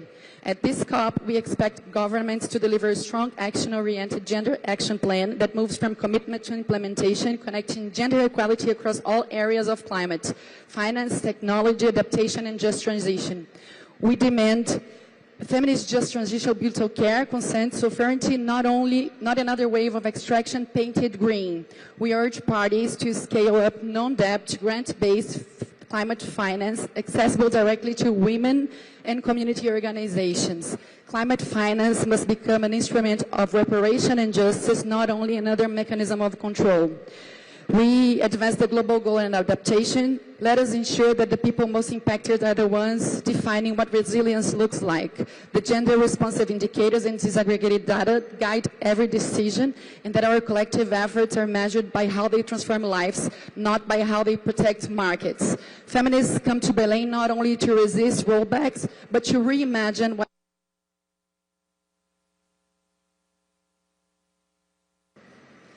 Thank you very much for your statement. I give the floor to two representatives speaking on behalf of the children and youth non-governmental organisations. You have the floor. Thank you, Madam Chair. Your Excellencies, I deliver this statement on behalf of Children and Youth Constituency. We stand before you all as the voice of children and youth worldwide and the voices closest to future generations not yet here, calling for a full, fast fossil fuel phase-out to usher in an era of climate justice, reparations, and action. These negotiations aren't just about today's politics. They are about our legacy and our future. It is about the air, the forest, the sun, and the ozone of clean water. From the Congo Basin to the Amazon forest, we are here to share our gratitude to the people of Amazonia, and with the stewardship these plants and fought back. And we stand with you as we continue to fight within this house. Mr. President, we call for an adaptation package that adopts a full list of child and youth-sensitive indicators, accompanied by a new adaptation finance commitment to tripling the Glasgow's pledge that is ambitious, grant-based, and responsive to the needs of developing countries. We demand that COP30 operationalize the UAE dialogue to focusing on intergenerational cooperation around implementation and finalizing the GST modalities at COP30 in line with what we agreed in Dubai. We call on parties to adopt an ambitious just transition package consisting of just principles including labor and human rights, FPIC, intergenerational equity, and international cooperation. We also call for a nature program that will continue to cover COP30 decision to operationalize Article 5 and ensure nature considerations that are embedded into the NDCs, NAPs, and NBSAPs for a joint program across the Rio Convention. Not that we have reached 3 decades of COP30, which fossil fuel lobbyists continue to attend, we call for a conflict of interest policy and UNFCCC that supports accountability against the influence of corporate sectors. Science must be sent.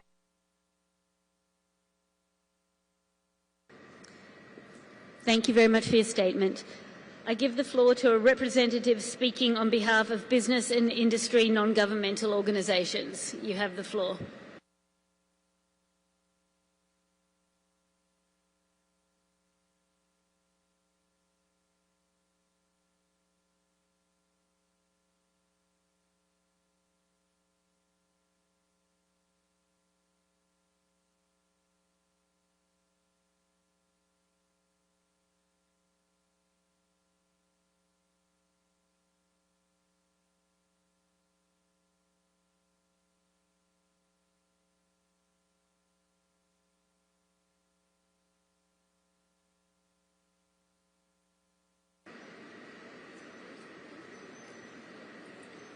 Hi.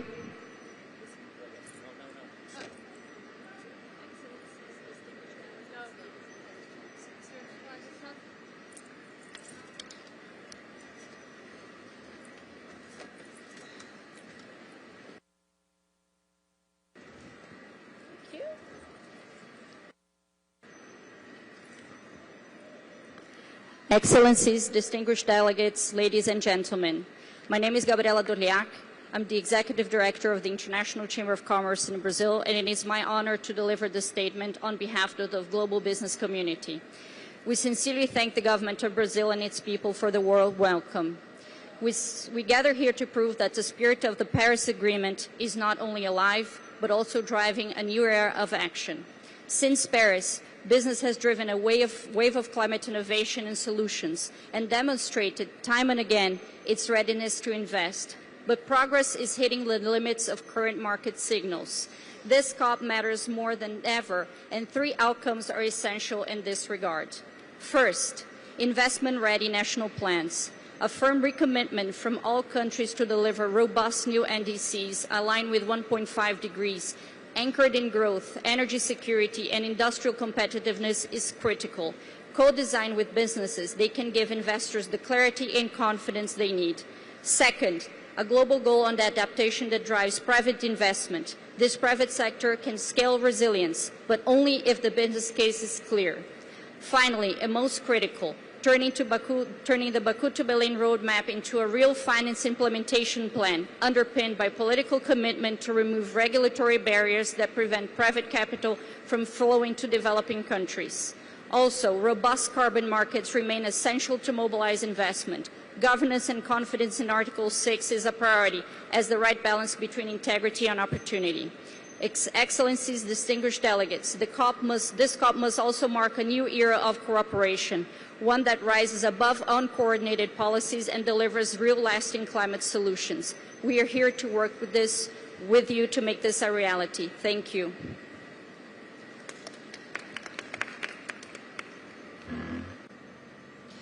Thank you very much.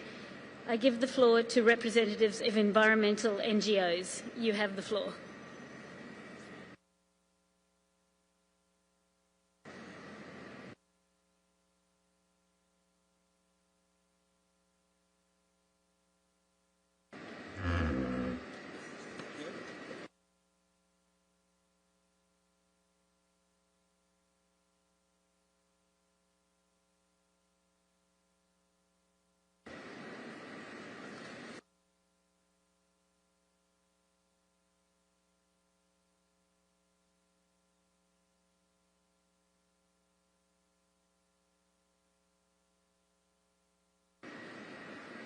Good afternoon. Good afternoon. We are told that this COP is the COP of truth. Climate Action Network will speak plainly. The truth is, we live in a time of deep injustice where power and wealth are concentrated in few hands. We have a system that allows the few to oppress, occupy, and extract from the majority of humanity, too often with the complicity of the governments seated in this almost empty, as usually, room. When we speak, of course. Let's be clear, confronting the climate crisis is impossible without a strong steer on justice and guarantee accountability, especially of developed countries that continue to escape their responsibilities and obligations with impunity. In face with this process, we are demanding, let's have no mistake, there is no climate justice without human rights. I'm Shananin, indigenous Ingiwa, speaking on behalf of DCJ. I declare we have no direct ties with any fossil fuel or big ag companies or Zionist entities. We, the land defenders and youth from the climate movement, who traveled all across Mexico and Central America to get here as a Mesoamerican caravan for climate and life, we demand justice for our communities, facing threats from the climate crisis and the industries creating it. Because in our region, defending life costs life itself. We demand an end to all extractivism, from fossil fuels to renewables, in mining, in agribusiness, in false solutions that profit from the sacrifice of our territories. The financialization of life is not a solution, but the problem. Every carbon bond offset mechanism continues plundering under a new name. We demand global north countries provide urgent, new, additional grant-based public climate finance to fill the loss and damage.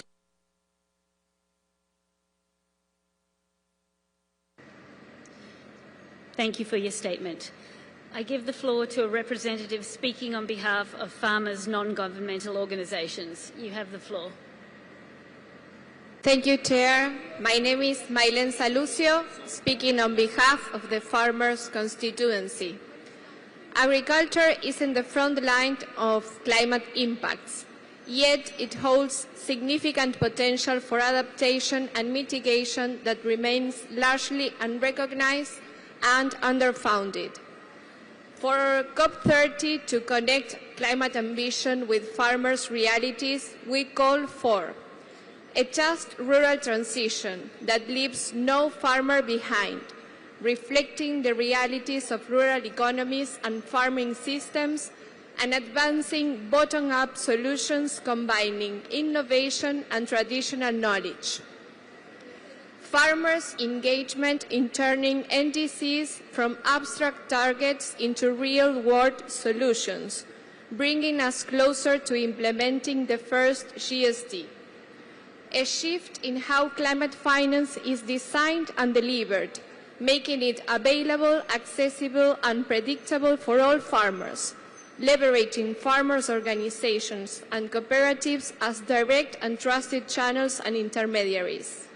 A global goal on adaptation, capturing adaptation on farm, reflecting the diversity of agroecosystems and tracking finance, enabling recovery and resilience. A clear course for the next phase of the Sharm joint work on agriculture, so that it remains relevant and solution-oriented. We stand ready to work with you all to co-create a sustainable future for our communities and the planet.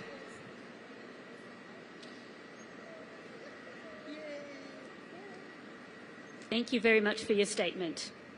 Distinguished delegates, colleagues, this brings us to the end of the joint plenary. I hereby adjourn the second meeting of the SPI. I hereby adjourn the second meeting of Substa. I now hand over back to the President. Mr. President, you have the floor. Thank you. I hereby adjourn the joint second meeting of the COP. The second meeting of the CMP is also adjourned. And the second meeting of the CMA is also adjourned.